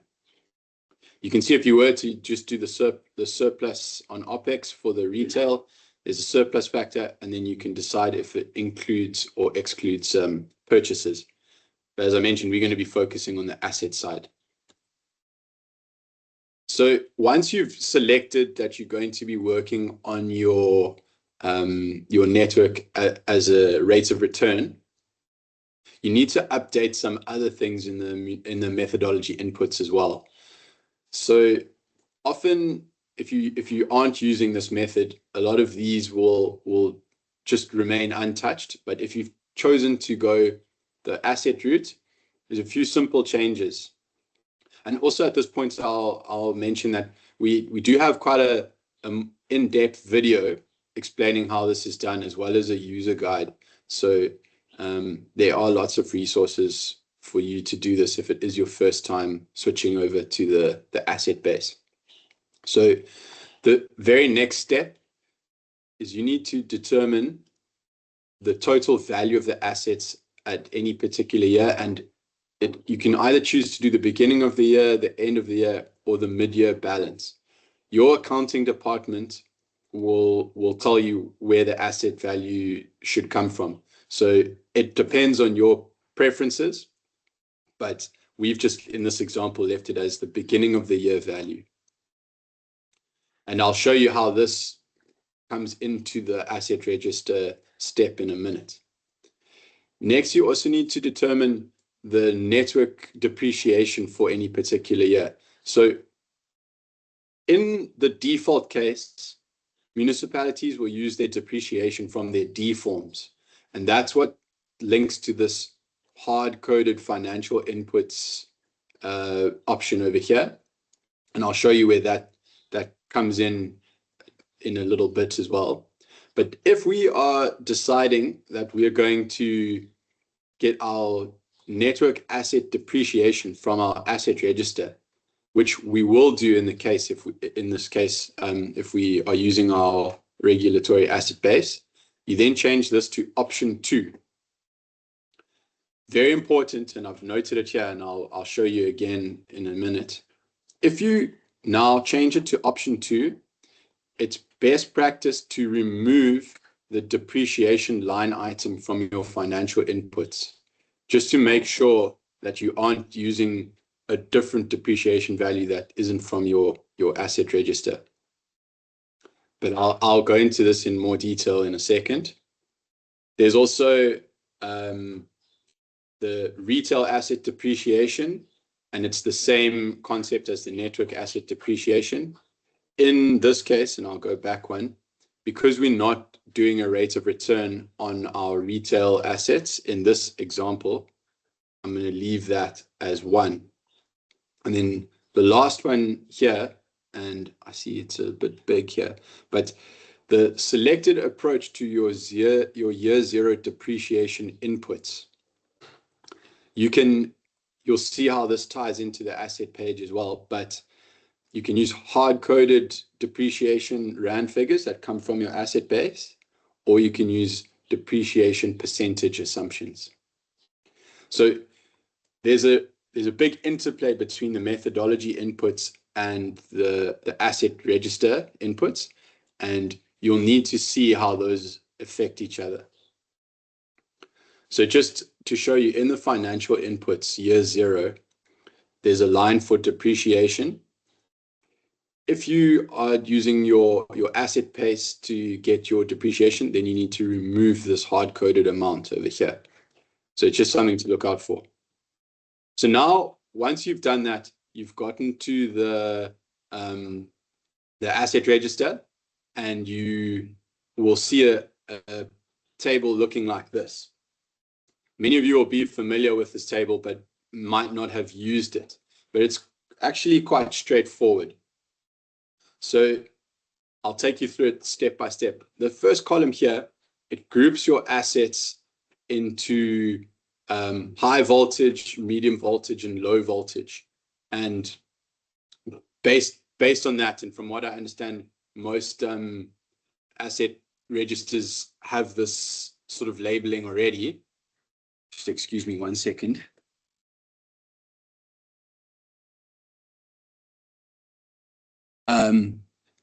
And then what you'll do is from your asset register, you'll take the asset grouping and the associated value, and you'll place it in there. This value will come based on your methodology selection and the methodology inputs, whether it's the closing balance at the end or whether it's the beginning of the year. This label will change depending on what you've selected. If you know the total length of the lines associated with your different asset groups, you can then put those in as well. And in most cases, you will know that.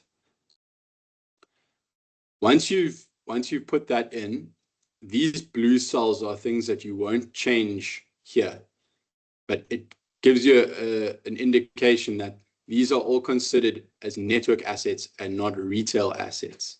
If it's a retail asset, and I'll show you where that comes in the next step, that will be in a separate table below. Another depreciation decision that you make in the methodology inputs comes in here. So if you choose to use a hard-coded manual depreciation input in the methodology inputs, these cells will be yellow and these cells will be black, and you'll type your depreciation in over here. Because we selected a depreciation rate, we choose a depreciation, and in this case I've chosen 2%. Again, this is something that the accounting department will be able to tell you. Once you've inputted that, your depreciation is calculated, and in this case we know that the depreciation rate is 2% because we typed it in here. If you had put in Rand values here, it would have calculated the depreciation percentage and you would have seen it there. Then, based on the values in your asset register, you need to put in the accumulated depreciation to date. You put that in these yellow cells, and then you'll see the net depreciation values are calculated. And then the very last step here is if you decide to calculate your O&M, your operation and maintenance, as a percentage of the replacement value, you can select that there. But typically, we haven't really been using that at the moment, so it's not something that you'd need to worry about. All of this information needs to be both in the financial statements and the financial asset register. It cannot be taken from or improvised, because it has to tie back to your M-score and your D-forms. It's very important that this does mimic exactly your existing financial records. Then for the asset values for the non-technical assets, should I say, these are things like buildings, electrical equipment, could be anything, security equipment. You can decide how much of it applies to the network and how much of it is considered a retail part of the business. So again, it follows the same structure. You put in the value. You can now assign the share to the wires side of the business, the network. You can choose the depreciation, whether it's a manual depreciation, hard-coded, or a rate, and the same way all the way through. As I've noted here, the assumption shouldn't be based on or it should be based on how the asset is used, and it could be derived from your wires or your retail sales or purchases. So ideally, you don't want to just go 50-50 unless you know that it is 50-50, because that will end up affecting your revenue requirements at the end of the day. Looking forward, and you'll know to be sustainable, you have to invest, make capital investments. there's a place for that, and that's the financial inputs years 1 to 4. Towards the bottom of that sheet, you'll see the capital investments, and this is where you can add your planned capex for the coming years. So for each asset group, the high, medium, and low voltage, you can put in your budgeted capex for each year 4 years into the future. If you don't know what you're going to be doing in years 3 and 4, you can just do year 1 and 2, because the way the cost of supply tool works is that we're designing the tariffs for year 2. So you only need the capex from year 0, year 1, and year 2 to calculate that. The same applies for other capital investments. If you're doing any retail asset investment, you can put the capex in here as well. Once you've done that, the cost of supply study works exactly the same as normal. So you'll put in your financial inputs, your commercial inputs, your ESCOM purchases, everything that you would already be familiar with doing. And at the end, your revenue requirement will be calculated in the same way. The only difference is that now it will be using your future capex, your asset values, and your depreciation from your asset base, rather than from proxy data or deform data. So it will provide a much more accurate reflection of what it costs to supply your customers, and it will also give you a more or a deeper insight into the revenue requirements and how you can design your tariffs around that. So again, it's important to point out that this was more of an illustrative presentation on how the tool accommodates the asset register, but suffice it to say that the tool is well equipped to handle a transition to the asset register, and in fact the inputs are quite straightforward, and once you're familiar with the process, it won't be difficult at all. So it's not something that needs to be intimidating. And we have a lot of resources on our SSEG website where you can see the user guide or watch our YouTube videos on how to populate this tool, so you can step through it one by one. And it shouldn't be something that will hold you back from the transition. So I hope that this has whetted your appetite to give it a try. You could possibly even experiment with it in the upcoming cost of supply season. You could duplicate your tool, and in one tool do it the way you've been doing it, and in the other tool try it out with your asset register and see how it comes out and see how it affects your revenue requirements, and it will help you understand the asset side a bit better. So Zibo, I hope that was timely enough, and I'm going to hand over back to you. Oh, perfect, Nick. Thank you so much. I think you did it very well, and quite timely and clear as well. So maybe we can spend a minute before we get into the next segment. I don't know if there's any particular burning question from the floor while Nick is still here, based on this presentation.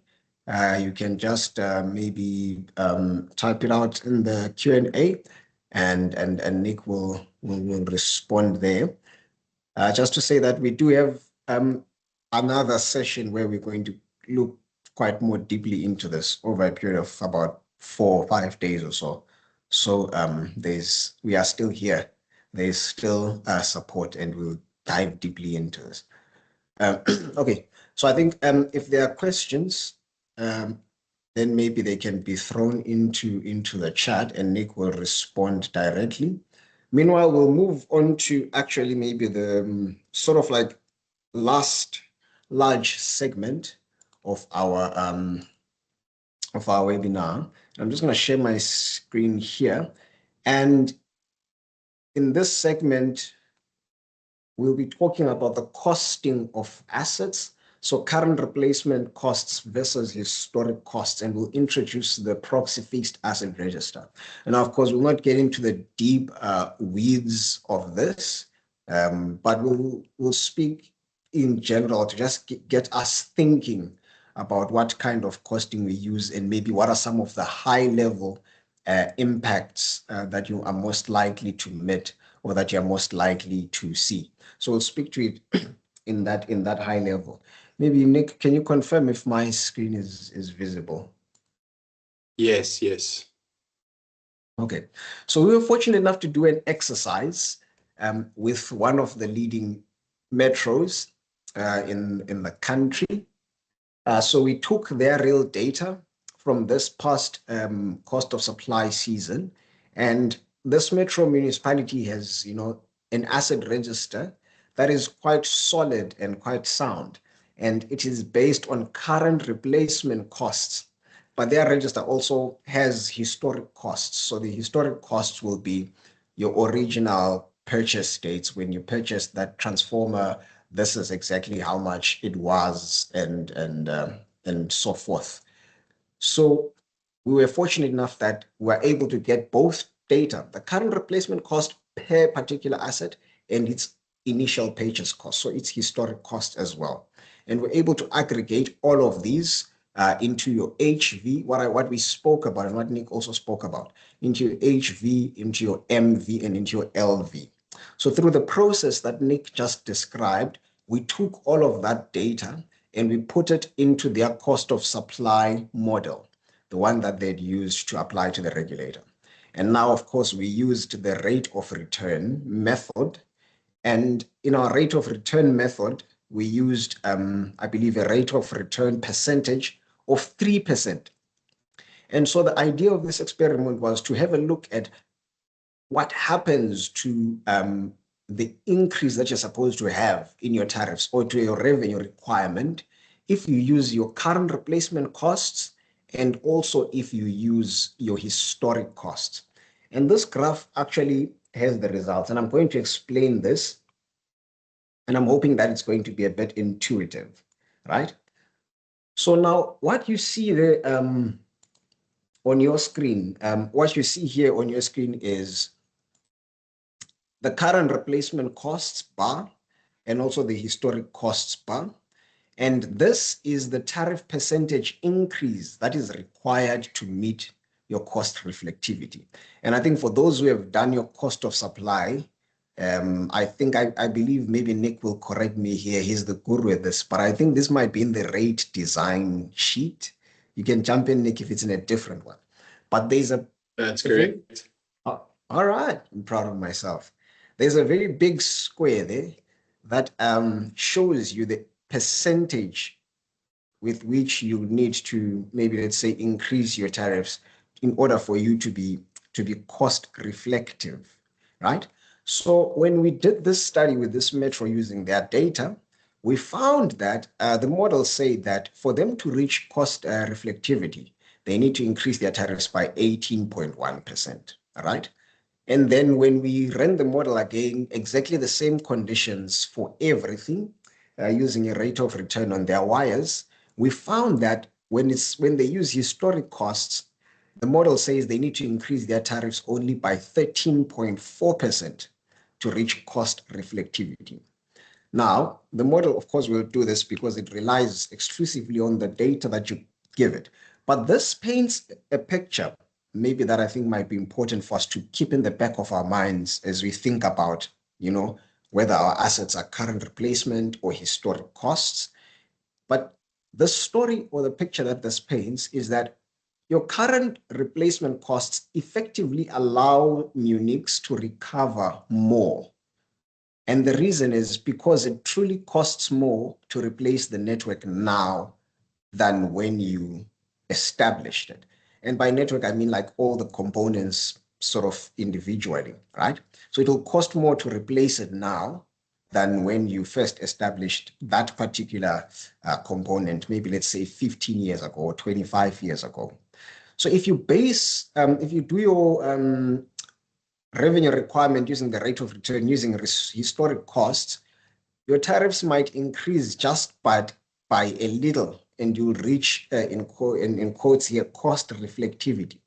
But this will run you into problems later on, because if you suddenly, thought experiment, if you suddenly had to replace all of that network and you have recovered the money in all of your historic costs, you'd find that you're unable to replace all of that network because the cost of things has changed. But if you use current replacement costs, the model allows you to request an increase that is reasonably sufficient for you to be able to replace your network should anything happen in that particular time. And so, of course, there's a larger increase here and a smaller increase here for a historic cost. And of course, here you will have to think a little bit more about what kind of increase is palatable. And of course, the aim of this exercise was not to speak to that as to what kind of increase will be allowed or is palatable, etc., etc. But it's just to demonstrate from a data perspective that historic costs allow you to recover much less, and current replacement costs allow you to recover much more, all things being fair and all things being equal for your municipality. But of course, when you do this, all other extenuating factors and circumstances start to apply.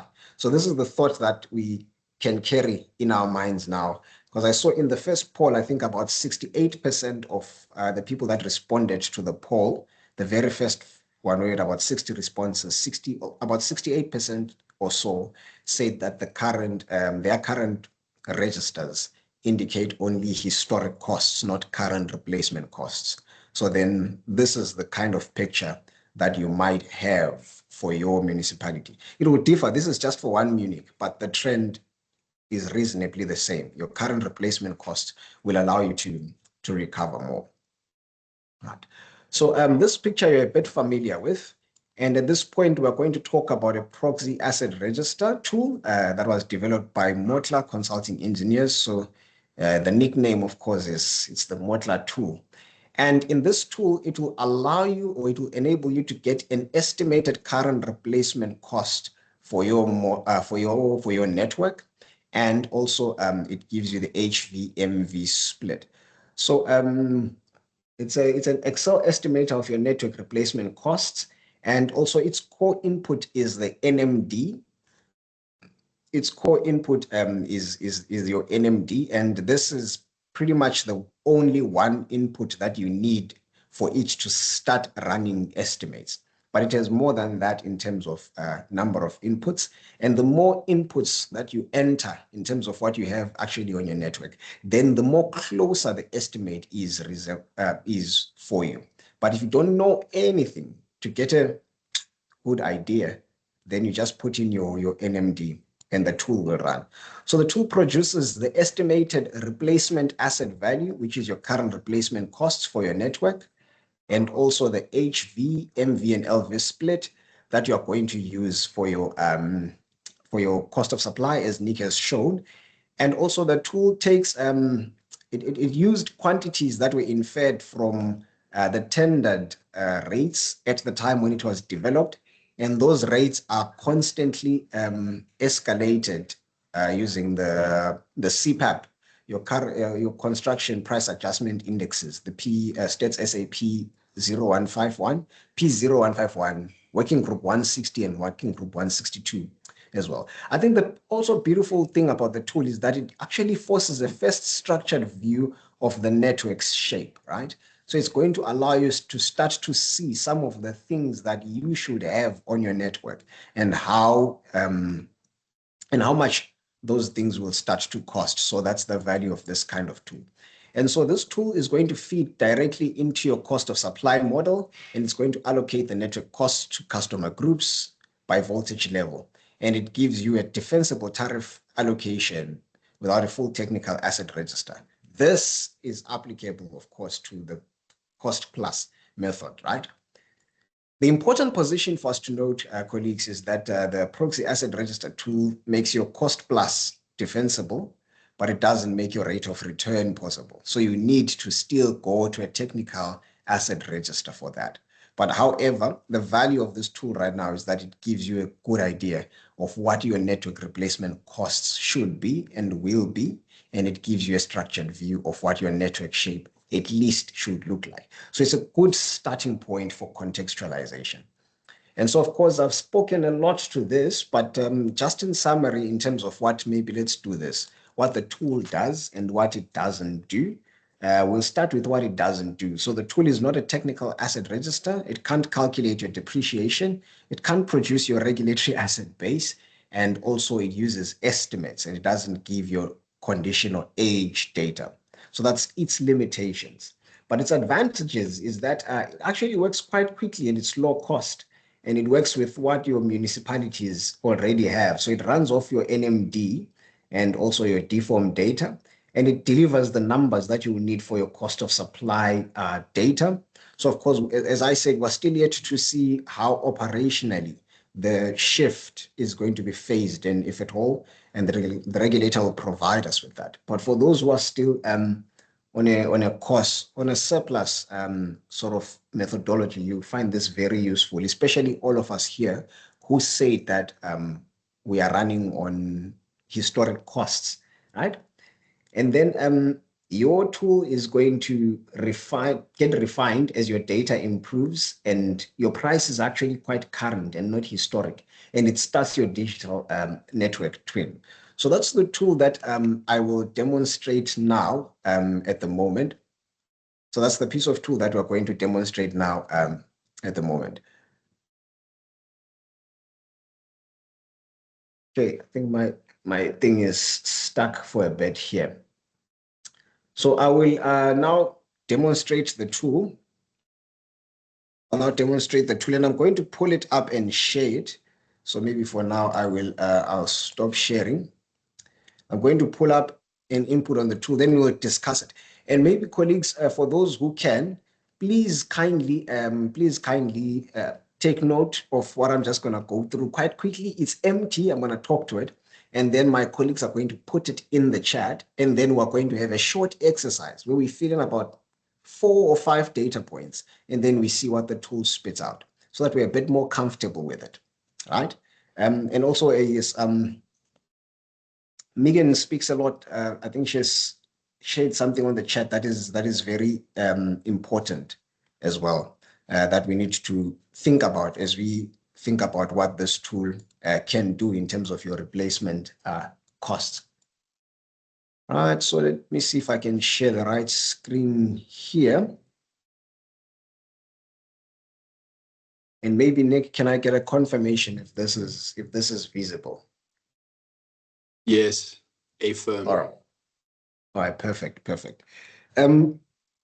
So this is the tool, what it looks like, and I'll just go through the sheets here at the bottom in very, very high level detail, and then we'll come back to where our inputs are going to go.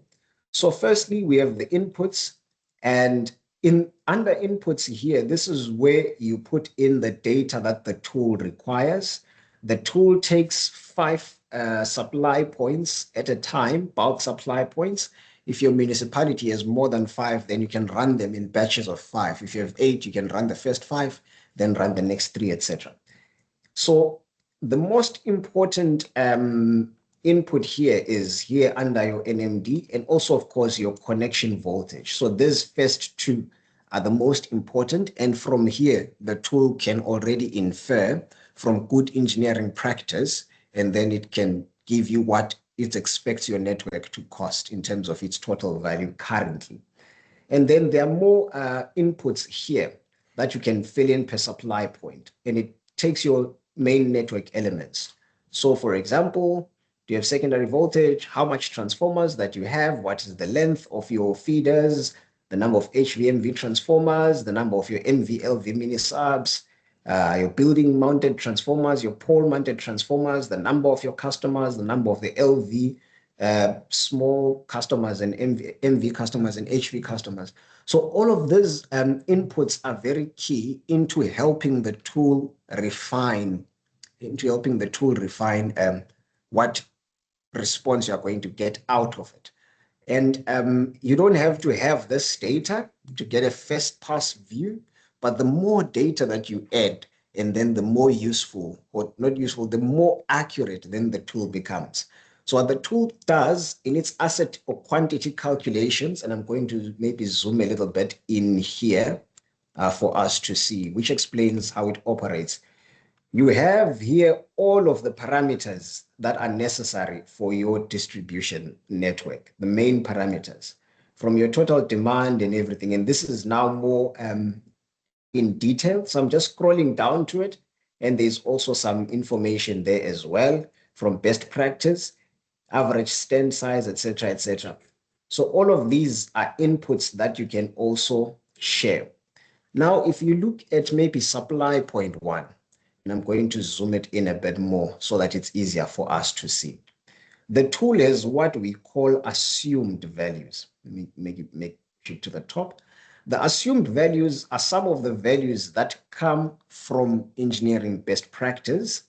And then the tool has calculated values. And then the tool has actual values. So the actual values are the values that you have inputted into the tool. As no, in my municipality, our maybe transformers are not on average 500 kVA, but maybe they are 350 kVA. And then you put it in there. And then the tool has utilized values. So the modus operandi of this column of utilized values is that the tool checks if you have put in any actual value, right? If you have put in any actual value.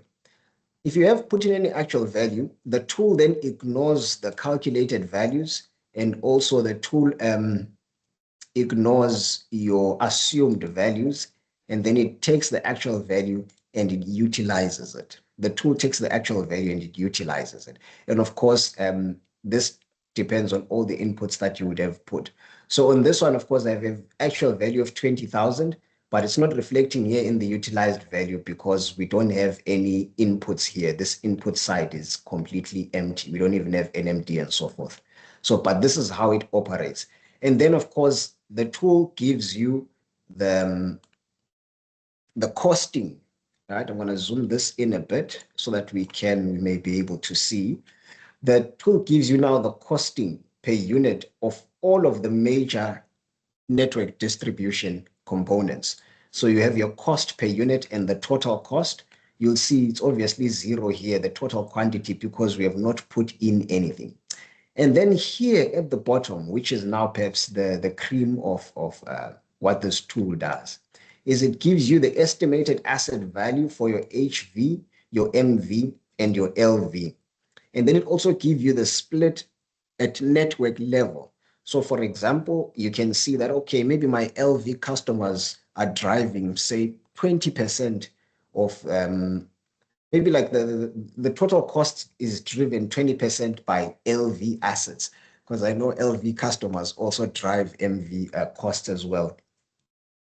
And then MV assets are responsible maybe for about 15, maybe let's say 45 or 85% of the total network cost. And then HV assets are responsible for about maybe 10 or 4%, whatever the case might be. So you are able to see what is reasonable for what is within your network here, that kind of split. And that split is going to give you a first pass understanding of how close your tool is to what is your reality. And of course, this depends on the more inputs that you give it. And of course, here in the costing, the tool does share some latest. So we've escalated it to the June 2026 index from December all the way through to June, etc., etc. So then, of course, there's the escalation here, and then there are details on how you can do the escalation by yourself, etc. Then there's a detailed costing of the substation works, a detailed costing of your reticulation, and a detailed costing of your overhead line. But everything feeds into this sheet that is number 3. All right, so this is the quick and brief introduction to the tool. And I know if I'm jumping around, if you've never seen it, it's like, whoa, slow down a bit. But Nick is going to share it on the chat at the moment. And I'm going to ask us to open it for those who can, wherever we are. Please let us open it. And then I'm going to give you a slide that has a few basic information. The slide has few basic information that we're going to quickly input into the tool. And when you input it into the tool, you're going to start to see the tool split out certain values, all right? And okay, I think Nick has shared a link on. Yes, sir. Sorry, it says external sharing is not allowed. So I'm gonna have to request that maybe I can share it another way, but it won't let me share it with external participants. Okay, no, that's fine. Maybe okay. Let's see how to share it another way. Maybe we could throw it into a Google Drive.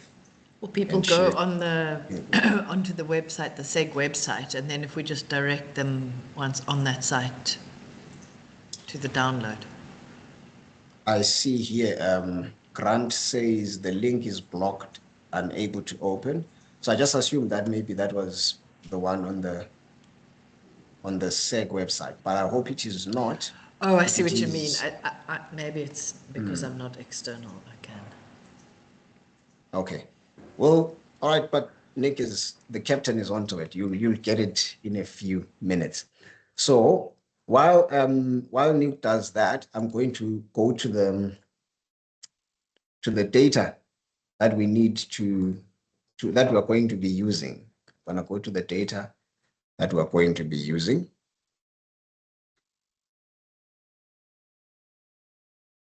Let's see.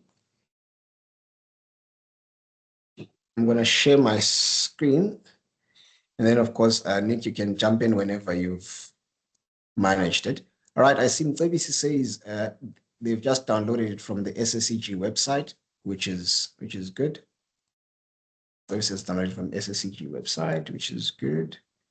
Zibu, I think what might be best is just maybe show them where I've sent the link to the SSCG website, but just show them where they can download it. Okay. Yeah. All right. Thanks, Victor. Also coming through there with some screenshots. And I'm just confirming that maybe Nick, that the one that's on the SSCG website is the up-to-date one. I'm going to quickly double check that now, but yeah, give me a second. Okay. So I'm going to share my screen here on the SEG website. I'm going to share this window. Can the colleagues see it? So if you say sseg.org.za, then /COS, you'll get it. Otherwise, if it just lends you, let's say if it lends you home or whatever the case might be, please go to tariff and revenue impacts. And then there's one that says cost of supply studies. And then you click on that one that says cost of supply studies. Then if you go towards the bottom, there's an asset register toolkit. And then there are all of these resources. And then there's a proxy asset register tool. Then you click on there. So just to say that we will also update all of these resources. They are also due for an update. So if this is a gold mine for you, that's good. It will definitely get better. So you can come back to this again in a few days, and all of these will be updated as well with the changing conditions. So here under proxy asset register tool, and I'm hoping that this one is the updated one. But in case if it is not, we'll find a way to share it. So Zibu, do you mind just refreshing your web page? And then it should be the updated one. Okay. So refreshed. Let me see. All right, great. So yeah. So thanks, colleagues. Maybe let me ask ABC and Victor and everyone else who had downloaded, please just please go and re-download. What it should say at least the title of the tool must say Proxifar Rev 0.3, then it must have the name webinar on it. So that's the one that we have. So if you have a V, if it's 0.2, that's an older version. But if it says 0.3 and it says webinar in the title, then that's the right one. Then we make sure that we all use the right one. I think we may, the older one has not been escalated to the 2026 indices. It's still on 2021. So we are going to get different values there. So I think let's use the right one. And then is there anyone maybe who is struggling? I know colleagues, maybe you can raise your hands. In a webinar, a lot of rights are restricted. But please do raise your hand if you're struggling, or say on the chat that, please, I'm struggling. And then if then the team is going to attend to assist you to get it. Okay, so I'm going to quickly, while we're setting ourselves up, I'm going to quickly speak to maybe this now.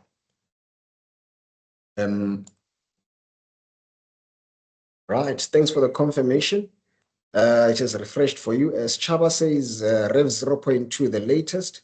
Okay, no, it's not. It should say Rev 0.3 and it should say webinar on the title. So please get that one. For a few of us, there's positive confirmation that it has refreshed. So it did also for me.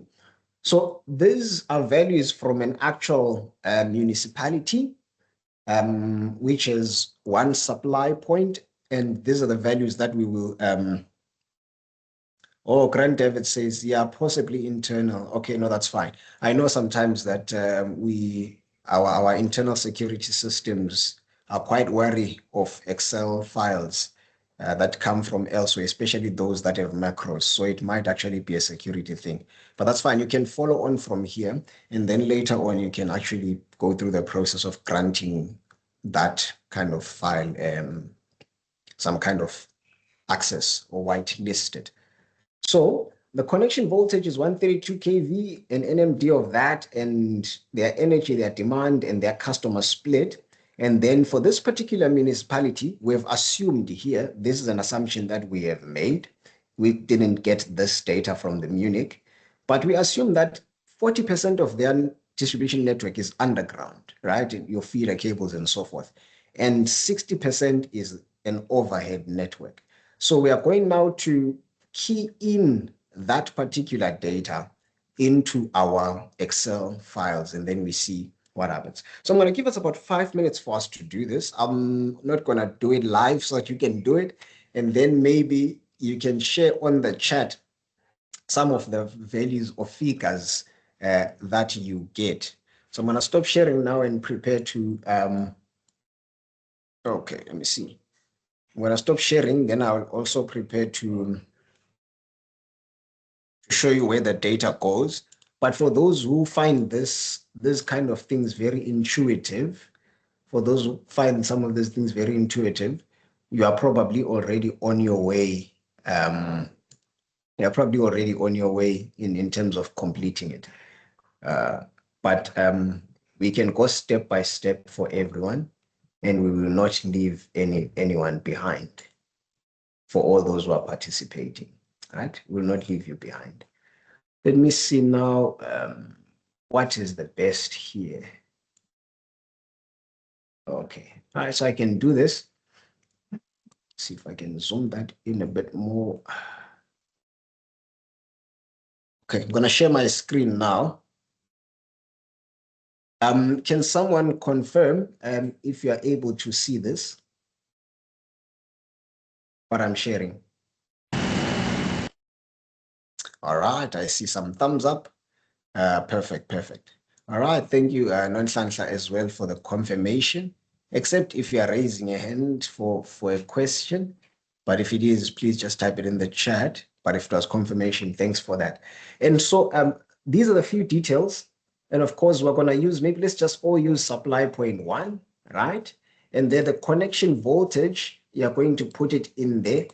So already, colleagues, if the units are in kV, then you don't have to say 132,000. Just say 132 and leave it as is. And then the tool will know what to do. And then your NMD, which is 17752, you key it there in cell C10. That's where your NMD goes. Your energy purchased goes over there, and your demand purchased goes over there. So this thing flows systematically so that it's easier for us to introduce the tool to you. And then, of course, the next information that we have is the number of HV customers. So you will find that somewhere here, more towards the bottom under the main network elements. So row 36 gives you the number of HV customers. You write the 76. And then it says MV customers, 835. So you're going to write the 835 of your MV customers. And of course, the tool allows you to input your LV bulk, LV small commercial, and your LV domestic consumers. From the municipality, we only knew that they have 11,499 domestic, I don't know, for 11,499 LV customers. So we're going to put all of them to domestic here at the bottom just for demonstration purposes. Possibly those 11,000 are split around these 3 LV categories. So once you're done with putting in all of that data, then you're good. Please go to sheet number 3 that says asset cost calculation. And then I would like you to share with us the total of the network value that you have for your yes, they see there's a question there from Victor. Yes, the energy purchased is for the entire year. So the energy purchased is for the entire year. That's for your entire financial year. So you can check, give us the total that you get here. And of course, this cell G42 must give you 100%. So share with us your check total. And if you have energy to type, you can tell us as well the value, the rent value of your HV, the rent value of your MV, and the rent value of your LV. So you can write those in the chat. Meanwhile, let's get punching in these inputs. So I'm gonna close the Excel file now here so that the colleagues can focus at least on these values. But if there's anyone else who did not see how we do this, maybe let me just go through it one last time as you are busy. And then at 11:45, we'll be done with this session. All right, Adri Smith has posted a screenshot. All right, okay, so that even works. All right, nice. Maybe if you can do that as well. And please don't copy and paste other people's screenshot and post. There are no marks, colleagues. There are no marks. We just need to make sure that we all at least got a chance to utilize. We got a chance to utilize the spreadsheet, and we know how to get started. The aim is for it to not be a foreign thing, something that you've seen before. So your NMD in the right place, the right figures, your connection voltage as well, and then your energy purchase, your demand purchased, then you jump all the way down to about row 36 to row 40, then you fill in your HV customers, your MV customers, your LV domestic customers. And then of course, yes, here under section 4, please make sure that you don't forget this. Otherwise, it's going to be a big difference in numbers if you forget this part. And the underground network, we have 40% of the underground network, and then we have 60% of the network being overhead. So this part is important, colleagues. When I was also going through this, I was worried at the figures that I was seeing. They didn't make sense because I had forgotten to include these at the bottom here. So how the tool responds is it checks, it doesn't count your feeders, it doesn't count your overhead lines because it treats them as zero because it doesn't know how much is where, right? So it doesn't know if they're underground, if this stuff is overhead, so it just treats it as zeros and it waits for you to actually key in some figures here. Then once those figures are keyed in, then it takes your low voltage asset values from your LV feeders and your overhead lines, etc., in your pole mounted transformers, And then it now puts them into the major asset costing because it now knows where it goes. All right. So I think there are a few answers there in the chat. I see we do have some answers from Adri, Nomcebisi, no Apiwe, and Pumla has some answers as well. Our answers are different, which is exciting. It means that at least we are alive, right? It means the system works. We are alive. Then we can quickly have a discussion. When all our answers are the same, it means we are either completely right, all of us, or we are all completely wrong.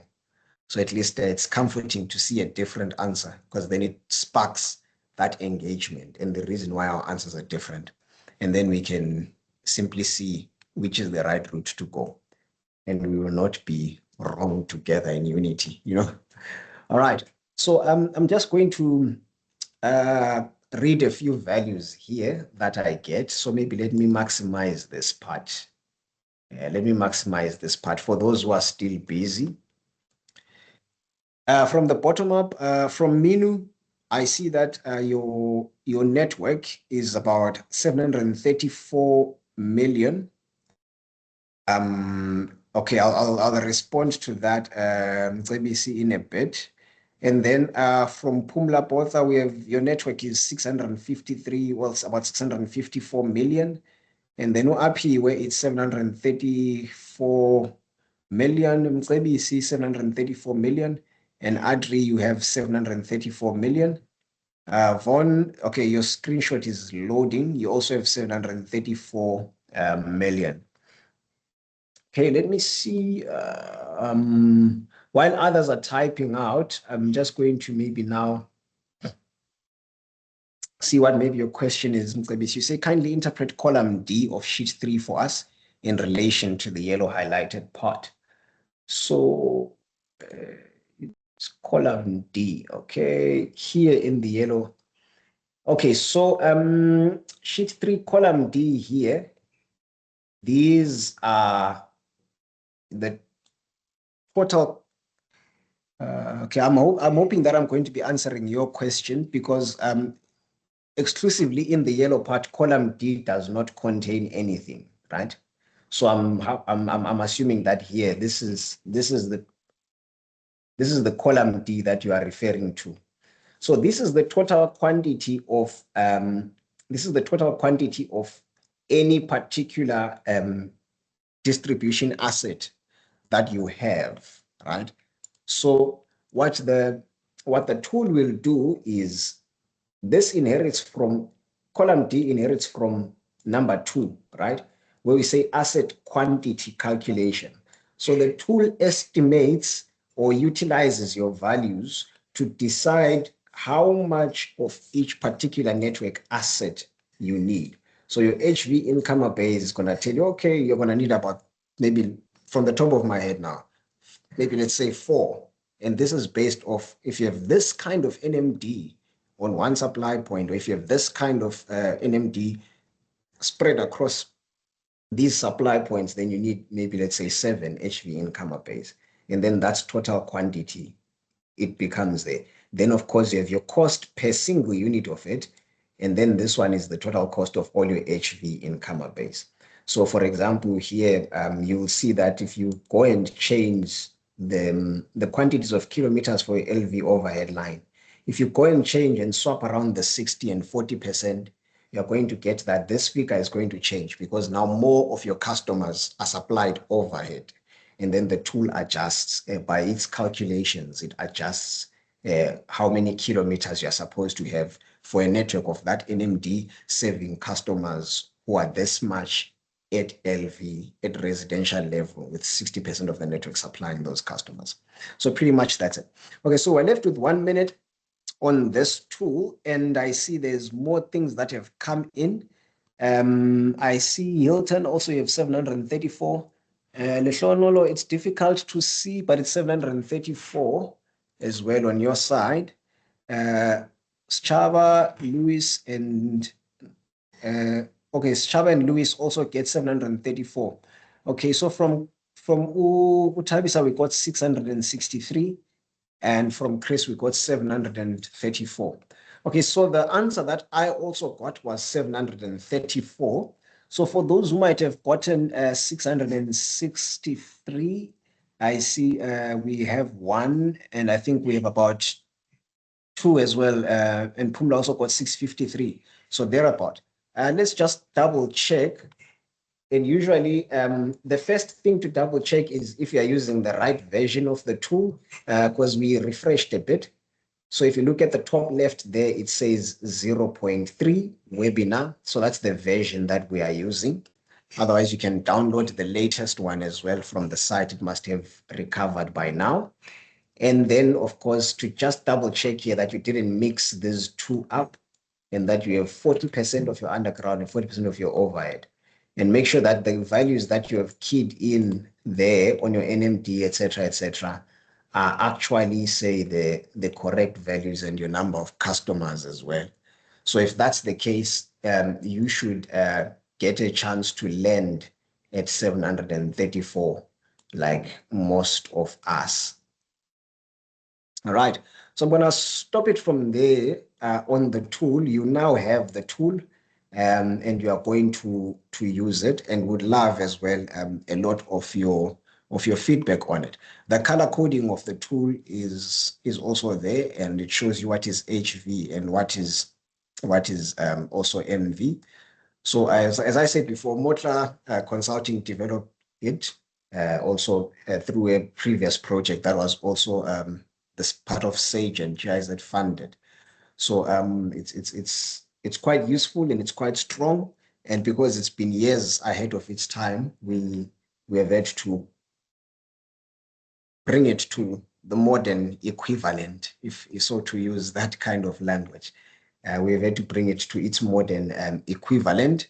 And of course, we are going to continue to refine it, and we never stop learning and we never not stop developing. So please share your feedback with us, and we'll keep updating it as well. So for those who said your current replacement costs are not there, go put everything and you'll see. All right, so the last important part of maybe as we draw to a close, it's good to see that most of us are still online. There is support that is available to assist municipalities to develop asset registers.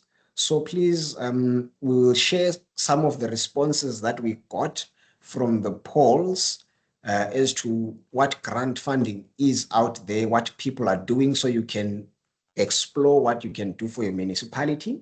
But the Development Bank of South Africa is also happy to assist you as well.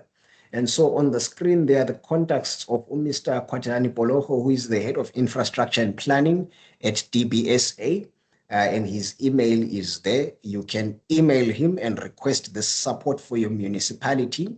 The important thing that the DBSA said to me to forward to us is that this has to come from you. So as a municipality, you need to show interest and you need to want this support. Then the DBSA will respond to that support. So this includes as well getting maybe a letter from council to show that we are committed and we want to get this kind of support.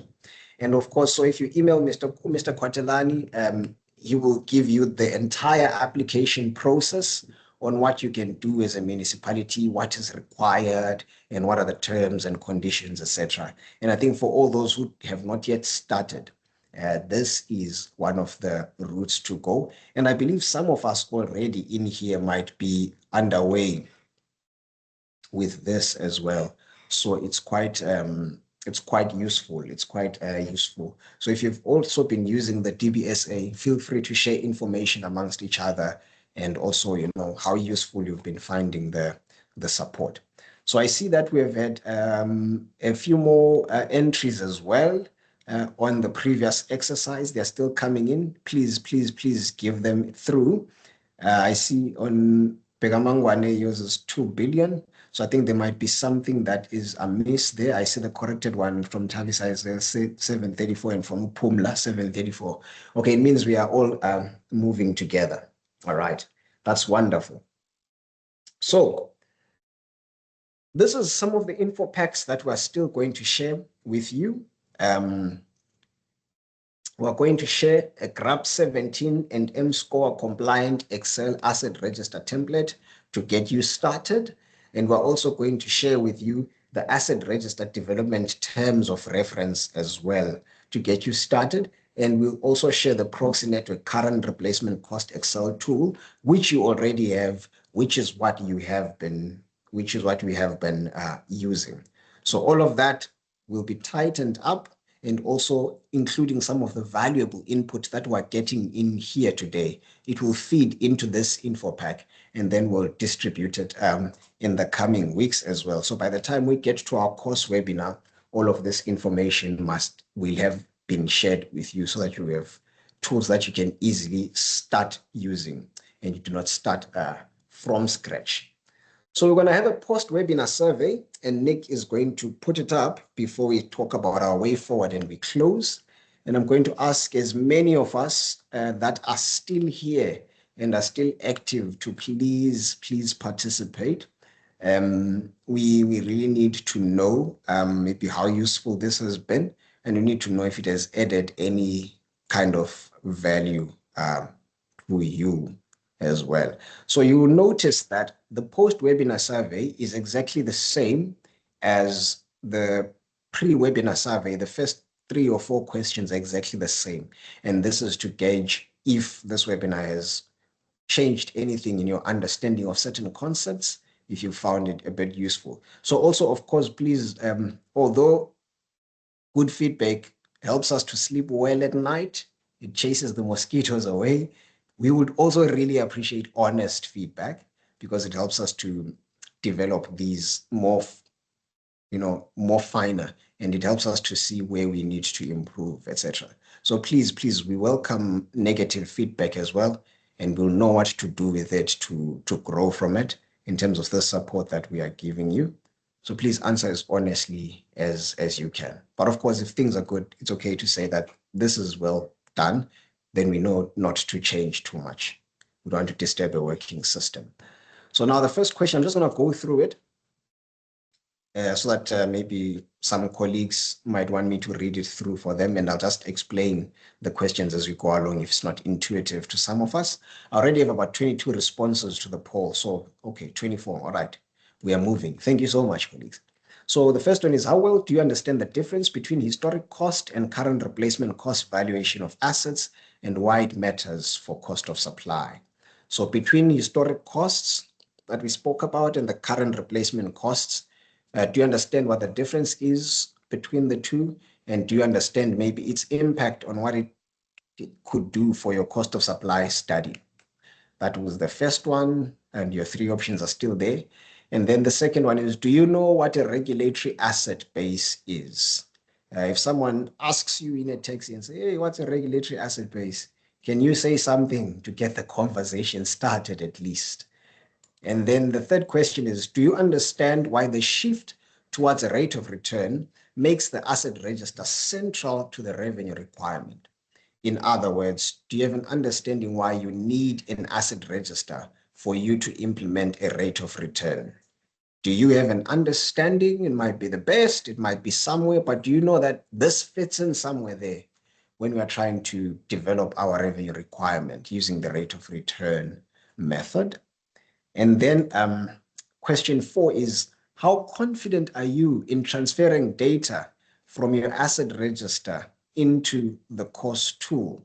And of course, this speaks to the brief session that we had to say you now have an asset register. Do you even know that the current COS tool allows for that? Does it allow you to come and put in your data, or does it not? And do you know exactly where to go? Or if you don't, can you stumble your way elsewhere into the tool? Can you stumble your way to say, eventually it sits here? Or are you not confident at all? You'll need someone who knows this stuff to come and hold your hand and say, hey, this is your MV, LV, HV split. This is exactly where it sits in the tool. So we have those are the 4 questions. Okay. Actually, I don't know if we flighted the right poll here, but let's continue on it. There's one that had 6 questions, and I think the last 2 are very important. Okay, so this is what we're going to do. We're going to create another poll with those last two questions that we need for the webinar while I speak to the way forward and what else is coming. Then my captain Nick is going to quickly sort out the other poll, and maybe just to say here for all of us, maybe what those questions are, right? The question number 5, we're just getting how informative the webinar was. And question number 6, what would you have liked to be covered in this webinar that was not covered, right? What would you have liked to be covered that was not covered? Pretty much. Okay. So while the colleagues are completing the current poll that is there on your screen with about 46 responses, which is good, I'm going to move forward to what to expect on the way forward. We have amazing webinars lined up. If this one wasn't as good, don't worry, the following ones will be better because you're giving us feedback as we speak. The first one is future-proofing cost of supply, and it is going to explore embedded generation, wheeling, and the wires and retail split as parts of future-proofing the cost of supply. And this will happen on the 20th of August in the morning as well. Then on the 27th of August, we have also a tariff design using cost of supply. The session will cover the tools and concepts behind tariff design, including tariff setting and also its impact. So you're welcome to register for that one as well. And then on the 7th to the 11th of September, we are going to have a marathon, a cost study completion. So this will be a training week. It will also be online and will take you through like a cost study right from the beginning up until the end. We'll cover data entry, troubleshooting, and result analysis. So I think within your municipalities, you know who exactly would be best to attend to all of these. So please do share those invites with them. I know I'd asked my captain to create another poll, so I'm not sure maybe if he's very busy on that. But whilst maybe he's busy on that, we will share also on the chat the links. I'd have loved us to show in the chat the links to the registration to these webinars. If you did not receive an invitation so far with these webinars and you'd like us to send the link so that you can register, please type your email in the chat. So if you have no registration link, if you don't recall anything about a future-proofing cost of supply webinar, tariffs design using cost of supply, cost of study completion, and you want to register so long, please save it in the chat. All right, Nick, I think we can stop this poll at the moment. We can close it here. The current live poll on the feedback on the pre-verses.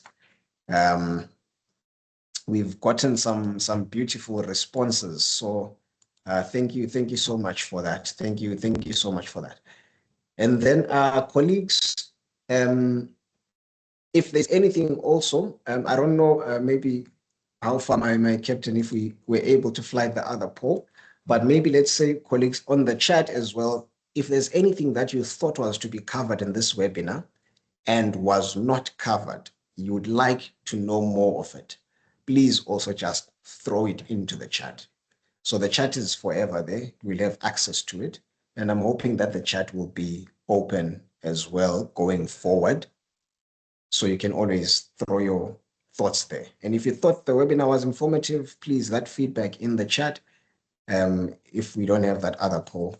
And then if you thought it was informative, that kind of feedback in the chat. And also, if there's something that you thought should have been covered that wasn't covered, or what you would like to know more about, please also put it in the chat. And yeah, we have come to the conclusion of our webinar. Thank you. I want to say special thanks to everyone who took time.